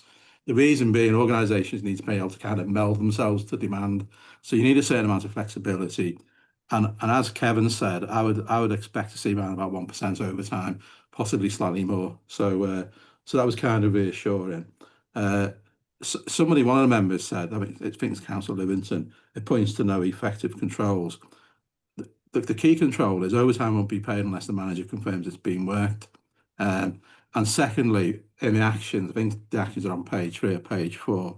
There's actions around putting in place a new dashboard, and we'll have a dashboard live in people services but HR matters from September, and certainly by December we'll have the overtime information on that dashboard, and the heads of service are required through the actions to monitor that overtime and drill down into it. But likewise managers can, so managers can reassure themselves as to what overtime is being worked and the kind of validity of it, and kind of can therefore plan. I, like you, Chair, in terms of your view, I had the same thought. So the people that are working large amounts of overtime, to me, it points at, is it a question of not having enough staff with the right skills in a certain part of the organisation to do the things that are important? So why are we relying upon a small number of people? Secondly, I think, we need to look after the health and well-being of our staff. So we shouldn't have a small group of people working a lot of hours. So I think we need to make sure we can spread any kind of overtime requirements across a wider group of people. Again, in the actions on the plan from SWAP, there's an action there, I think, on the 4th page where it talks about workforce planning. So what we'll do in HR when we workforce plan with our heads of service and our management teams, we'll take the overtime information to them and say, look, do you realise this is being worked? Is it necessary to be worked in this way? Or is it something you need to pick up as part of your structure and the design of your structure? Do you need more staff? Do you need to look at skills matches and so on? So the points you made were valid. And I think the follow-up that flows from this are the actions and the delivery of the actions. And they will be done, Chair, within the timescale stated. Thanks. Thank you, Paul. Peter, you coming back, are you? Yeah, if I may, Chair. Yeah. No, thanks for that, Paul. I mean, I do understand that we need a bit of flexibility in there.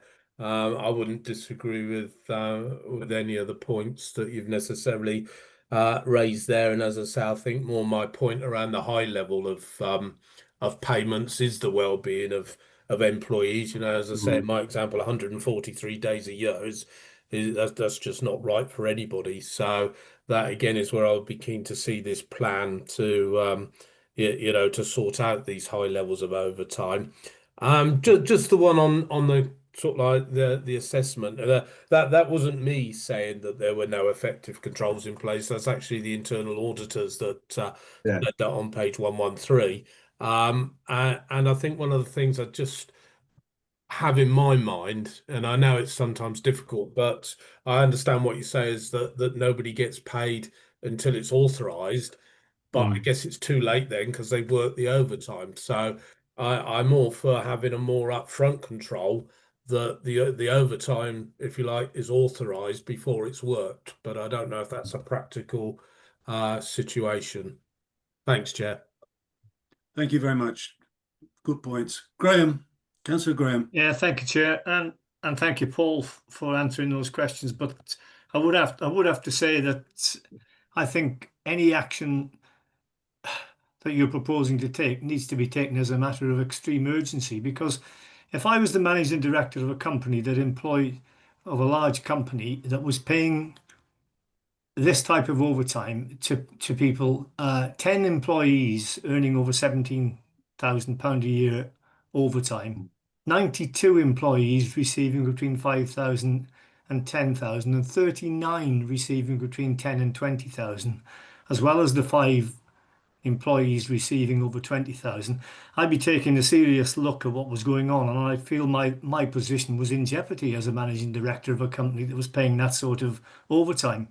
I think we need to move this on as a matter of real urgency. When this report is now public, I dread to think what councillors are going to face when they walk down the streets of their towns and villages in the next week. When the people of Powys see these figures appearing publicly, and I'm absolutely shocked that it's allowed to happen at this level. I'm sorry to say. Thanks, Graham. Do you have one further comment, Paul? Yeah, I was just going to say, I think if you look at most councils in Wales or the 400 in the UK, you'll find similar kind of amounts. 1% is not unusual, and 1% when the payable is quite large does equate to numbers like 2.4 million. But the reassurance is it can't be paid unless the manager authorises it. There's a second report attached within the documentation. I think it's page 119 to page 123, where management have provided a response which details why the overtime was worked. So there's that reassurance to Councillor Breeze that people have looked at this, they are looking at it, and they're aware of this. Also, I think referenced in the document, the actual SWAP report, is the fact that SWAP have referred the matter to internal audit. or the internal fraud team, I think it is, sorry. So they can look at the matter as well. So it is being looked at. It's being looked at from that perspective. It's being looked at by heads of service. It's being looked at by directors and managers. So you know that so everyone can reassure themselves the overtime is valid. It is being worked and it is to be paid. Thanks, Chair. Thank you. Have you got one last brief point, Pete? Yeah, for my chair, yeah, I just totally endorse the comments that were made by Councillor Graham there. Just looking back though to that page where all those high overtime payments for the individual employees are, the action there says that the corporate fraud team will complete their review by the end of this month. Could I check that that date is correct? Because that would give both, I guess, myself and Councillor Breeze some of the reassurance around the urgency that particular aspect's being looked at. And B, if that is the case, could we please have a report on it back to our next committee meeting? Thanks. Paul? One last point, please. I mean, thanks, Chair. Yeah, I mean, the actions are being agreed with the officers. So there's been obviously a conversation between SWAP and officers to make sure the actions are correct, appropriate, and agreed. So the fraud teams agreed to that. So yes, I expect them to conclude that work by the end of the month. Thank you. I'm being reminded that we're running rather behind, so we need now to move on, if we may, to corporate items. The annual governance statement is, I think you're presenting it, Catherine. I ought to point out that we've, as a group, have had a meeting on the annual governance statement. So if our questions look rather sparse, we've had a pretty good run through on this already. But Catherine, away you go. Thank you, Chair. Yes, so the draft annual governance statement looks back at the last financial year, which is 2024-25, and as a council we must uphold effective internal controls, including sound risk management and financial processes, which we review in line with SIPFA and SOLIS best practices. So the committee do review the draft AGS with the statement of accounts. They recommend changes and later, after Audit Wales review, approve and authorise the final documents. So as you pointed out, last week we did have a meeting with the committee to work through the document, and Audit Wales colleagues also now have a copy to feedback their comments over the summer. So the AGS summarises our governance practices, and each year we review our internal controls and risk management. On page 132, you will see progress against the 9 improvement actions that were set last year. And on page 139 of the pack, there is a definition of the 4 assurance levels that are used. So the overall assurance level which has been assigned is reasonable, meaning generally risks are well managed, but some processes could be improved. On page 140, an assessment for each principle, principles A to G, is outlined in a table, also showing comparative data for the previous 2 years. Assurance levels remain the same as previous years, except for principle D and E, previously rated substantial and now deemed reasonable. The reasons for this are outlined clearly on page 141, but do include some planned improvements around 5-year service planning and a recent Estin inspection. So whilst much improvement work has already been done towards these, it didn't fall within the 2024-25 financial year, and so will be reported in the next AGS. So it is important to note that we do have a robust and comprehensive governance framework which underpins and informs the annual governance statement. And this is included in the agenda pack on pages 157 to 332. And this is developed and kept alive by officers across the whole organisation who do have oversight and awareness of our control arrangements.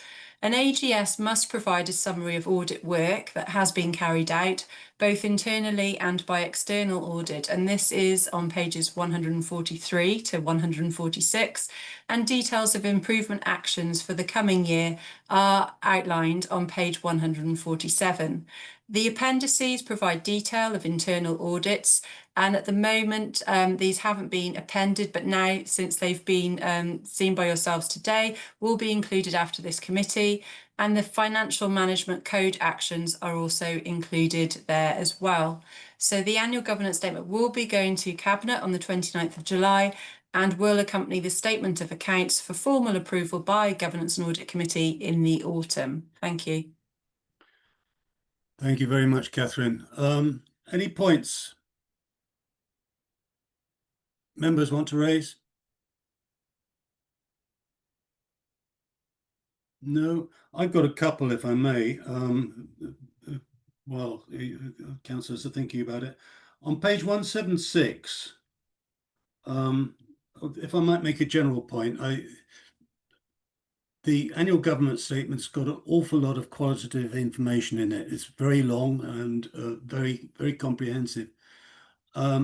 Many cases, though, it's not backed up with statistics. And in the areas where it is, those statistics don't really give me very much assurance, to be quite honest with you. I'll give you an example. Page 176, training of members. Cyber and security only 82% of members have completed that training. Equality and diversity, only 57%. On fraud awareness, 66%, safeguarding, 85%, and violence against women and girls, 77%. Those figures I don't consider to be satisfactory. We're 3 years into a council now, and one would expect this training, mandatory training, to have been completed.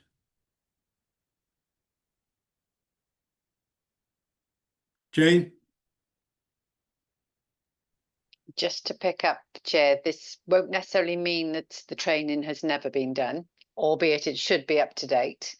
So it will be a snapshot at that point in time. So we would hope that more have now undertaken some of that training, but it's obviously something that we will monitor and make sure that that compliance rate goes up around those aspects. But renewal does come up often on some as well. So it's just those being aware that when those renewals, and is it just a little delay or is it a fundamental, lack of taking up the training too? Yes, when I've been in arrears, as it were, I get an email which says, absolutely, do it quickly, otherwise you're going to be banned. And I think a similar message to members might be useful. Similarly, on I think it's page 184, 185. There's I'm looking for it here on my notes. Yeah, it's the level of response on various policies. Staff survey responses regarding concerns. 75% thought that there was satisfactory response on grievance policy, not 25% not. 72% on whistleblowing policy, which I hope has been improved now with what we've done, and 65% only on internal resolution framework. Once again, these figures, they may well be a snapshot, but they do need improvement. And I think, because this is about awareness and having our staff comfortable that they would know what to do. So I think it's that comms piece as well, about making sure people understand what they do, and so on. And I know heads of service obviously go through the staff survey results. They highlight specific areas of concern within their own departments, and have those discussions with staff to encourage them to we have to look at the whole of the response, don't we, and take action then as appropriate in response to it. We do. Yeah. We do. Yeah. Okay. Councillor Pete. Yeah, thank you, Chair. It was just a thought around Principle F, where I think it says that we've also got robust controls in place, or we've got a robust controls framework, and we've given ourselves a top score of substantial for that. I was just beginning to muse on on that score now, bearing in mind the couple of audit reports we've seen today where the controls frameworks were deemed not to be effective. I just wonder, how did we arrive at substantial? Did that also include taking into account these internal audit reports and their opinions? And if so, do they attract any particular weighting? Thank you. Catherine? Sorry for the delay there. Yeah, so yeah, we do look across the piece, but obviously, as pointed out previously, we do have a comprehensive framework that sits beneath, and in there you will see that for each of the principles, we do have lots of different processes, policies, procedures, and such that feed into that principle. So that is where the overall score comes from. Councillor Peake, do you want to come back? Yeah, I was. Thanks for that, Catherine. Yeah, I was just intrigued. I guess you have got a framework behind it, but I was just intrigued there about whether that framework does include these internal audit opinions, and if so, do they get any sense of weighting in terms of their importance? Yes, they do, because obviously we pointed out with principle D and E, wasn't it, with the Estin inspection feedback. But obviously these two audits, although they were conducted in 24-25, didn't actually come through to the organisation until early in 25-26. Yeah, sorry, Catherine. Last one, and I won't labour it. Yeah, sorry. They just came to my mind because it's today. I'm sure throughout that financial year we've had some internal audit reports with similar types of opinions that go in there. And again, it was more around the principle F than the other two principles that you quoted, because principle F talks about the controls framework. Thank you, Pete. Chair. Councillor William?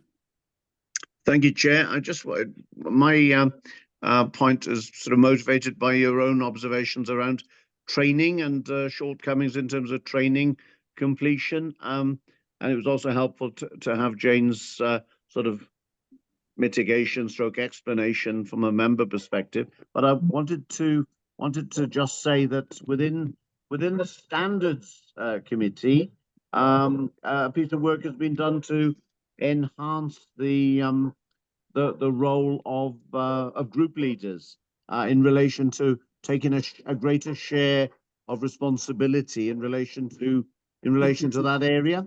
So so that's something that we haven't seen the benefits of as yet, because but it's work in progress. I look forward to seeing some whips withdrawn. Jane, sorry. Just going back to Councillor Lewington's point around Principle F. So there's a lot of information in that particular section, but that section talks generally around managing risk and performance through that robust internal control and strong public financial management. So there are a number of aspects as referenced in it across a whole host of different areas of the council for that. So when we're looking at that score, it would be across everything, and hopefully from the assessment that you can see there and the evidence that's in there, that helps demonstrate why we scored ourselves at that particular level. Obviously, as Catherine's already said, those reports have come in this year, so we would need to obviously consider those. But when you look down through them, there's nothing there that is really specific about those individual elements, but there's a lot of other aspects, obviously, in terms of that scoring. Thank you, Jane. If there's no further points, I'm going to press on because we're running short on time. Risk appetite, Bets, could you give us a very brief overview, please? Thanks, Chair. We've got Councillor David Thomas on the line, who's going to give a very brief introduction, and then I'll go through in a bit more detail. And we've got Bets on the line as well. I apologise, David. Details. No problem. Thank you, Chair. I just wanted to say a few words with regard to the risk appetite report that you've got before you today. It's important to note that it's a draft update to the risk appetite, which is to be further reviewed by Cabinet. Cabinet will be holding a workshop session in September to discuss it further. That said, Cabinet's keen to get feedback from Governance and Audit Committee ahead of finalising the risk appetite. This is a key component of our overall risk management framework, and it supports our ability to make informed, proportionate decisions in the face of uncertainty. And once approved by Cabinet, the updated statement will be embedded across the organisation with support from Strategic Risk Officer and through integration into our risk management system, JCAD. So, as I say, it's a draft report, but I welcome the committee's views on the clarity, usability and appropriateness of the revised appetite levels and whether they support the Council's ambition to be both resilient and forward-looking. Mari will now take us through the detail within the report. Chair, thank you. Thank you. Chair. And apologies, my camera is still not working despite restarting, so just a voice, sorry. So as Councillor Thomas mentioned, the risk appetite statement is a key part of our risk management framework, and the risk appetite is defined as the amount and type of risk that Powys County Council is willing to accept in pursuit of our strategic objectives and service delivery. It plays a central role in our overall risk management framework by guiding how we assess, prioritise and respond to the risks that we identify across the organisation. And by having a clearly articulated appetite for the different types of risk, such as financial or reputational, we allow that more consistent decision making and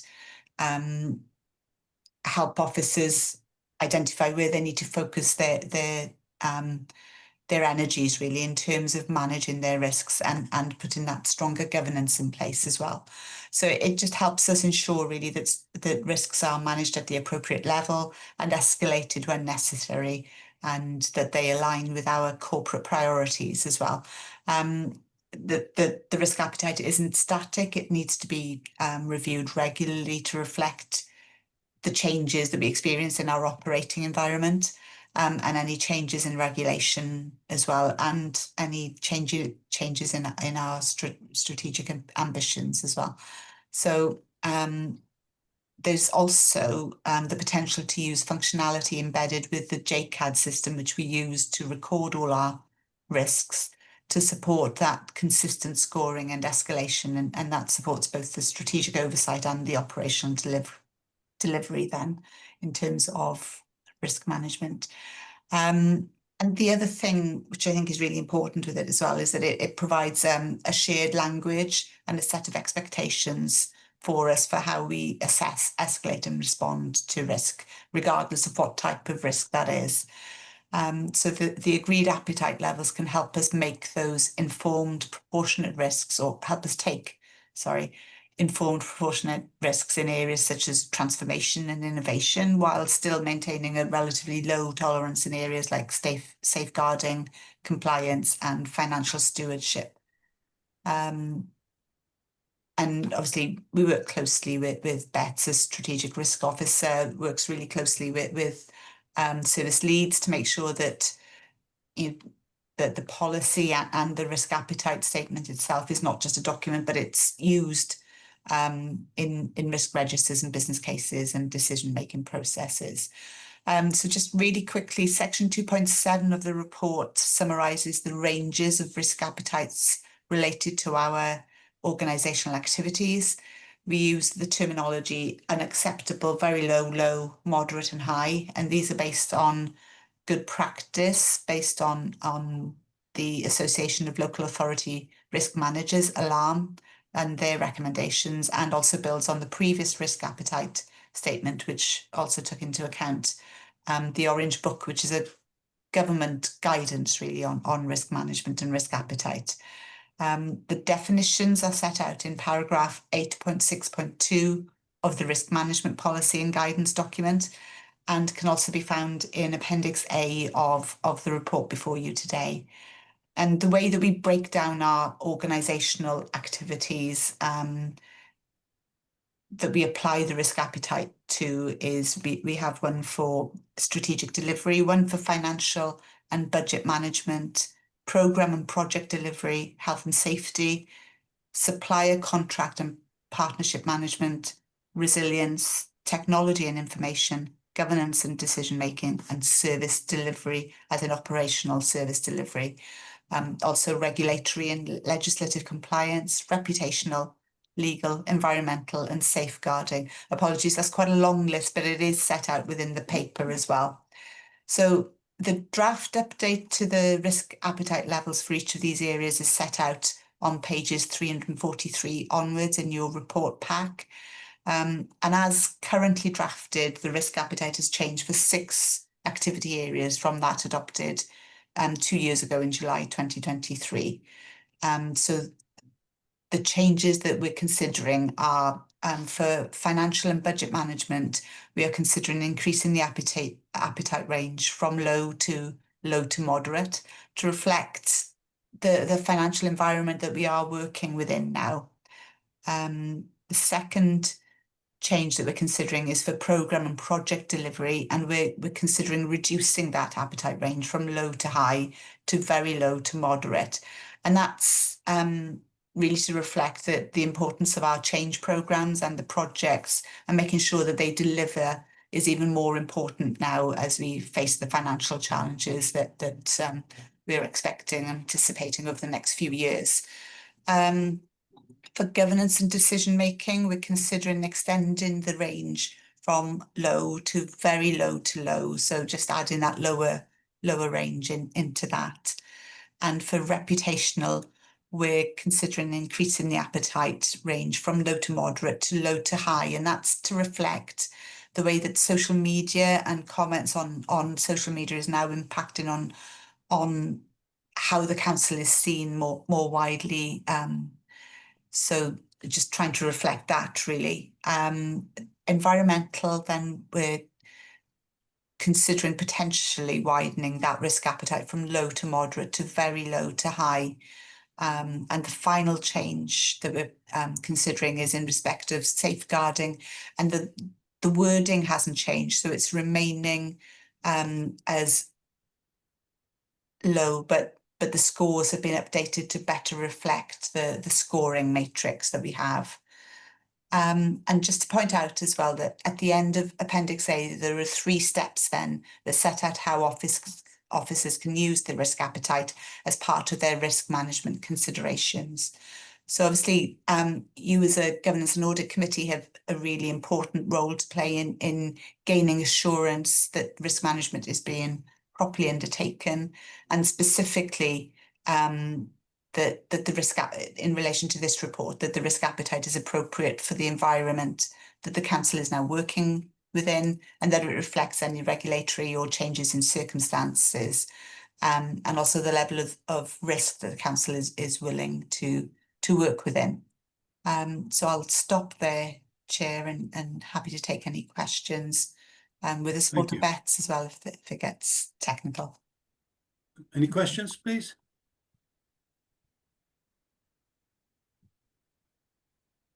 Doesn't appear to be at the moment. One thing that did occur to me is, are we going to have this kind of risk appetite assessment on papers that come before us as the years progress, or is it just going to sit in the background? It is more of a background thing to help. So any projects, that kind of thing, would be expected to assess their risks, and when they're assessing their risks, they need to then consider whether the residual risk level within that is within the risk appetite that we've set for that activity. So at that point they can decide then what they need to do around that risk, whether they can tolerate it or whether they need to take further action to mitigate the risk as well. So that's the way that the risk appetite should work. And obviously it will be evolving. There is that capability within the system to record the risk appetite. So we're exploring using that as well to help in that and help that reporting as well. I certainly think it would help members when they're looking at papers if they could see it. Yes. Councillor Graham. Yeah, thank you, Chair. It's just one matter that I have raised previously in regard to cybersecurity and the reason why we do not consider it to be one of the most serious risks that exist to this council, I would feel, certainly in my opinion. But we do not seem to recognise it as being that. We had an assurance from our very new portfolio holder at a recent meeting when I raised this subject that he was more than happy that we were completely covered. But my question is there, are we completely happy that we are totally safe? Can anybody be totally safe in the way that things are changing worldwide? Some of the biggest companies in the world being hit. The news today filled with data problems and data information being leaked. And yet, as an authority, we seem to be downgrading cybersecurity as a threat. And I'm just wondering what the thoughts of the officers are on that. David? Yes, are you responding to that? Or yes, Cabinet discussed this yesterday in confidential session, so there's not a lot we can say around cybersecurity because it is a confidential item. But as a result of that discussion, it was agreed that it would remain on the strategic risk register. Thank you. I'm very pleased with that, David. Thank you very much for that. Thank you. Jane? I was just going to confirm, I mean, the cybersecurity features on the strategic risk register anyway. Yes, are we comfortable with the mitigations that we've got in place? We are. Are we confident that we will never experience anything? You can't be confident that you'll never experience anything. But in terms of our scoring, it is about understanding the mitigations that we have in place and the effectiveness of that, acknowledging that risk will never go away and constantly changes. Thank you. Thank you. David, I'm personally fairly content with the explanations being given for the changes, and we had a very good, thorough look through this a couple of years ago. And I think the changes you've made seem to me to be eminently sensible. I have no further comment than that. It will go back to a cabinet workshop. I don't anticipate there's going to be any major changes to what you've seen today with the drafts, but we just wanted any comments, Chair, that you might want to offer to cabinet for that workshop. Thank you. I'm sure if something occurs to anybody, they can be in touch with you separately. Can we move on then? Corporate safeguarding, Nina? Good afternoon. Thank you, Chair. Nina Davis. Nina, can I ask you to be brief because we're running very short of time? I will do. No problem Thanks. at all. You'll all have in front of you a copy of the Corporate Safeguarding Board activity report from the meeting that was held on the 13th of March. So it is a number of months ago now, and I do apologise that I was unable last minute to attend your last meeting due to an urgent personal matter. So at the Corporate Safeguarding Board, we reviewed progress against actions in the Safeguarding Regulatory Tracker. There was one remaining recommendation on the tracker, which is shown on the notes, and that was agreed to be reviewed by the Director at the end of Q4 with consideration for closure, the decision was taken then later at the end of the quarter to close that. We felt appropriate action had been delivered against that. It was also noted that the corporate safeguarding policy is going to be 3 years old in December, and so a review will be starting in the summer of 2025 to make sure that was reviewed in time before the deadline. We welcomed colleagues and received a presentation on the good work of the Paris Ukrainian resettlement team that had won the Wales Safer Communities Award in the Equality, Inclusion and Cohesion category. So we received the presentation and lots of good questions about it, and we congratulated the team on the award and noted the work undertaken across the county to welcome and support people from Ukraine. One of the key roles that we undertake at the board is linking in with the regional safeguarding board and understanding the work that is happening on that regional basis. We have received updates on activities of the various subgroups within the regional. In terms of policies and procedures, we were looking at the consultation stages of the digital adaptation of children's threshold document, an update on the All Wales multi-agency referral form work that's happening, a regional policy being developed for fabricated illness, and noted regional training activities that were ongoing. We also had an update on the single unified safeguarding review, which is new statutory guidance, which is bringing together all the previous adult child practice reviews, domestic homicides into one process, and national projects as well in terms of a national MARF. There was a discussion on the rapid response process, which is what is convened within 48 hours of a death through suspected suicide. And we noted that Powys Teaching and Health Board, who hold the data on that, would be undertaking a review at the end of the year, so we'll be receiving that in the future. We also noted the Charter for Families bereaved through public tragedy and made sure that was included and covered as well. As we do at all board meetings, we go through mandatory safeguarding training.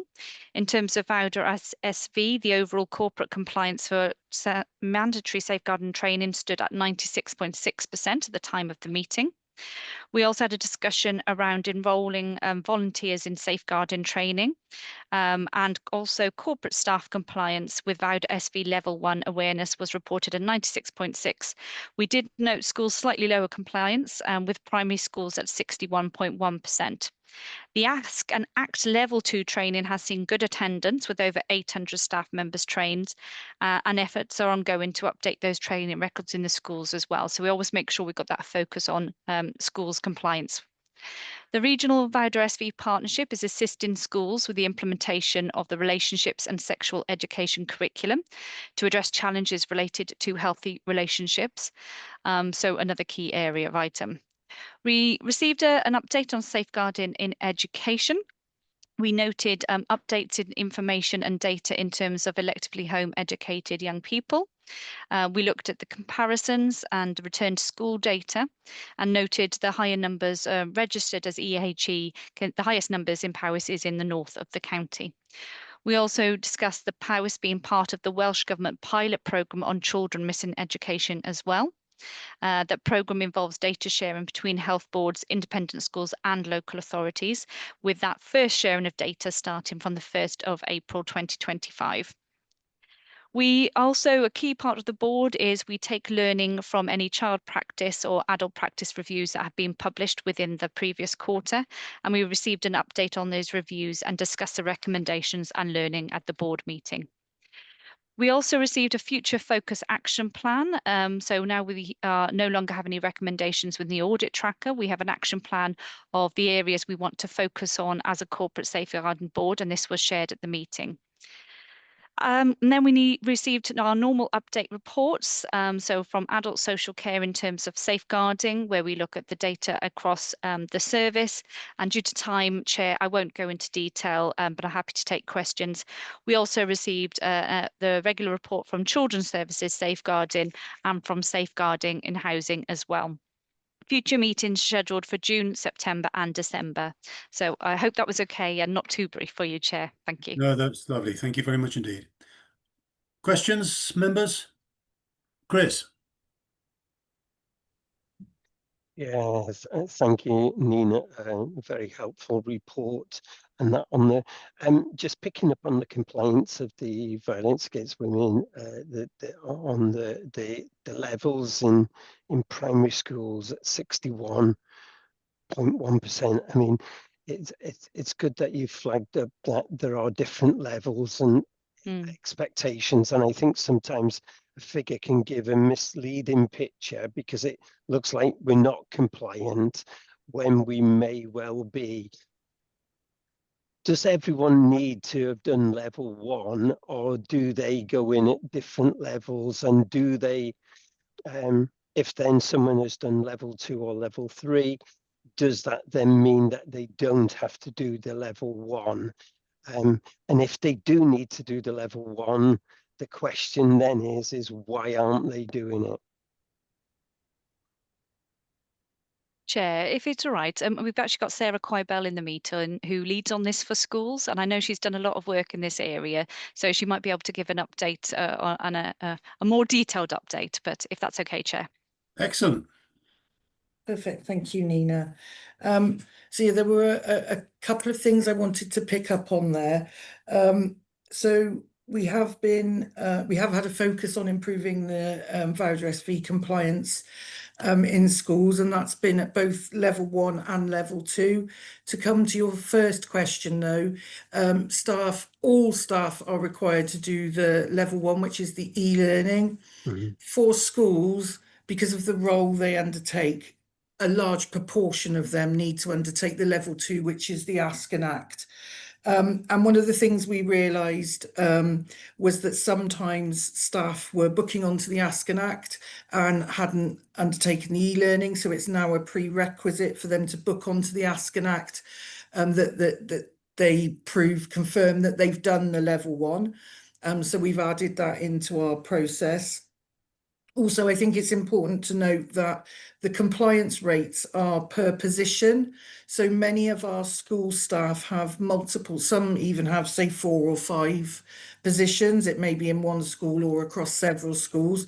So if one member of staff hasn't done e-learning, that counts in the compliance rate, or doesn't count rather, 5 times. So I've done a very quick figure today, and I must admit it was a manual calculation, but I just did it in anticipation of this question. If we look at number of staff only, rather than positions, the compliance is over 73%.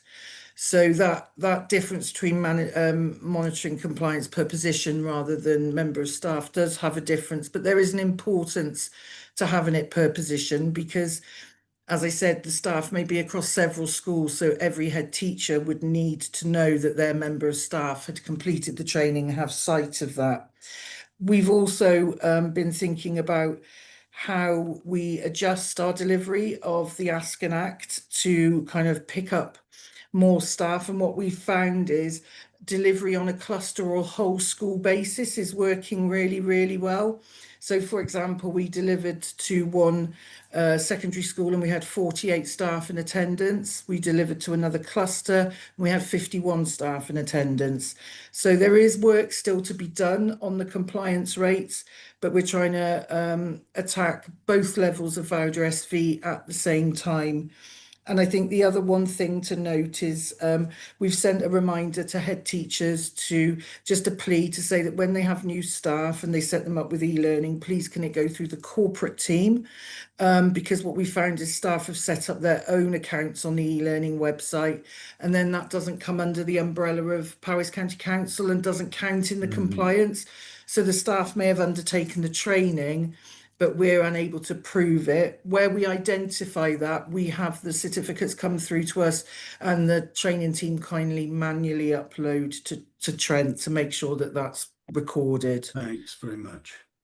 Thank you. Can I just come back, Chair, if I may? Yeah, please do. I mean, obviously, I think that explanation is really helpful, but going then from 61% to 73% still shows there is quite a gap. And to me, I would want to be able to see some rapid progress regarding those staff ensuring that they've got that level 1. If that's going to be a prerequisite to the next level, level 2, that should be an essentiality. There will be some slip off if they've got to repeat, because I've recently done my retraining on the so you would expect there will be some dip, but to me this feels like it's not managed as robustly as what it needs to be, in my view. Thank you, Chris. I'd also point out something I said earlier about the members training, that's also short in this area and needs attention. Nina, do you want to come back? Yeah, no, just to say that both the members and the kind of mandatory compliance that you're picking up are this is why we keep a close eye on them at Corporate Safeguarding Board, and they are robustly discussed as well.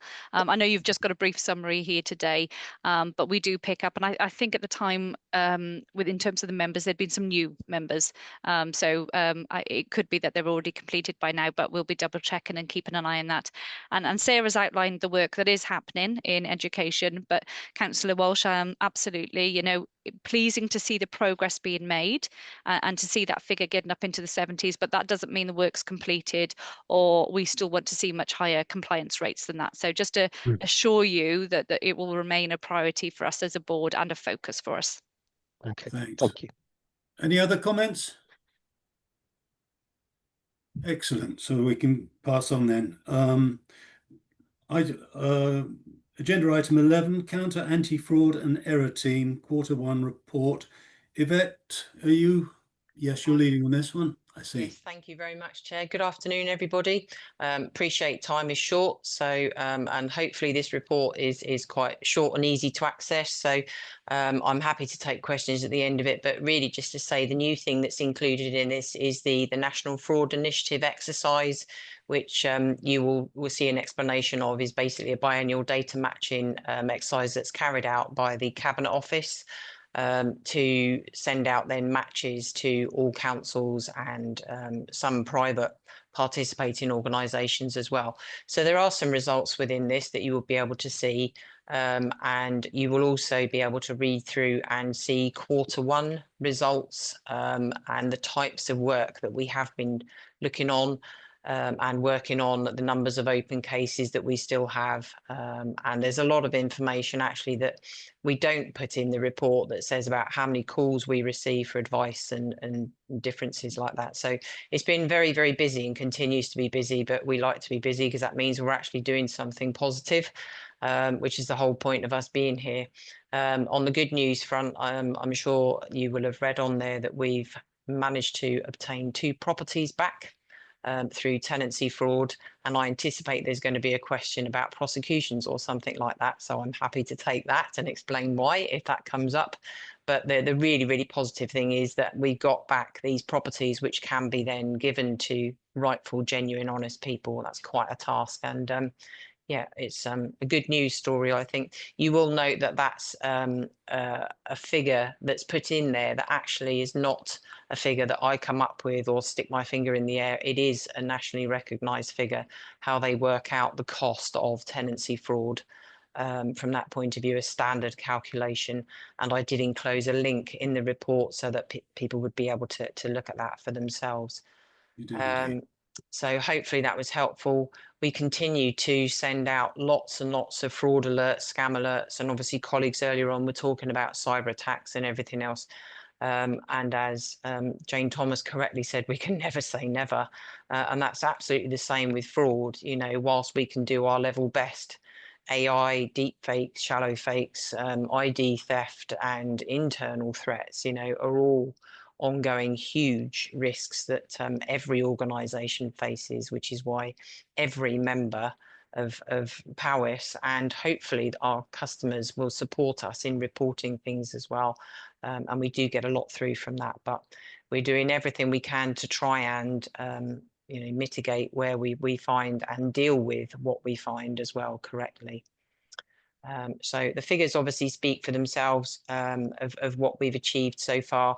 This is a cumulative figure. I know there's been some question historically about, you know, the upper figures in the quarter, which is for the quarter, and then what the accumulative figure is. But hopefully that's quite clear in the explanation within the report.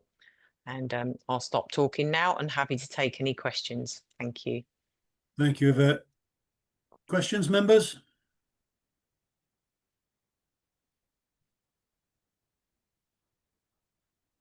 No, there don't seem to be any. I stunned everybody into silence. Absolutely. Yeah.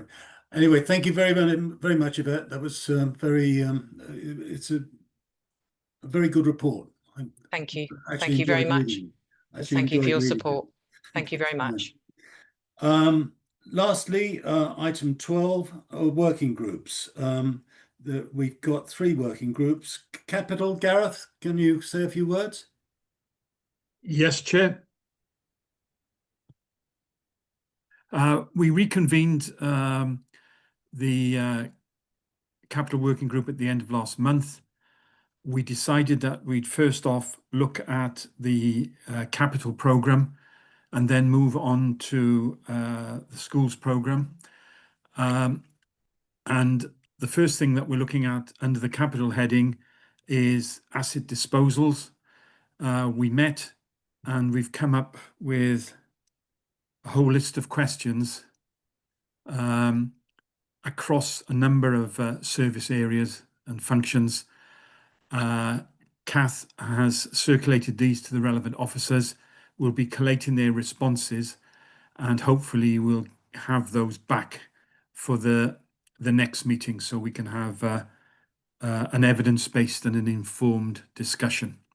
Have you scheduled that meeting yet, Gareth? Well, what we've done in the meantime is we've scheduled a meeting because officers from education, knowing in the knowledge that we were going to go to them some months down the line, asked us as a one-off to look at the potential for modular school building construction. So our next meeting is at the end of this month to discuss that on a one-off basis. And then by that time, we should know if we've had the responses, adequate responses to convene the next meeting. Excellent. Excellent. Thank you. Any comments? No, thank you very much, Gareth. Look forward to joining you at that meeting. Councillor Pete, whistleblowing, I think, is closed. Is there any further comment you wish to make? Yeah, just a quick sentence or two, please, Chair. So the report from the working group that we've previously seen here at Governance and Audit and agreed the recommendations therein. I attended Cabinet yesterday to present and talk through the report for them. Cabinet didn't raise any questions and we're happy to note the report. The next stage now will be for that to go before Democratic Services to consider our recommendations, which would need changes to the Constitution to be made. Thank you very much. Any comments, members? No. The only other working group is the internal audit working group, but with the chair being away and the head of internal audit also being away, I think we'll postpone that until the next meeting. And therefore, the last item is work programme. Any comments other than what we spoke about earlier on, Councillor Pete? Any other comments about the work programme?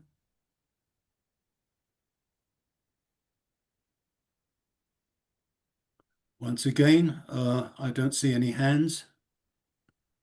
So thank you very much indeed, members, for your tolerance of my awful chairing of meetings. But if you would stay on for a few moments, members, at the close of the meeting, we'll have a quick reflection on what we could have done better. Thank you, other contributors, and thank you all for the hard work you put in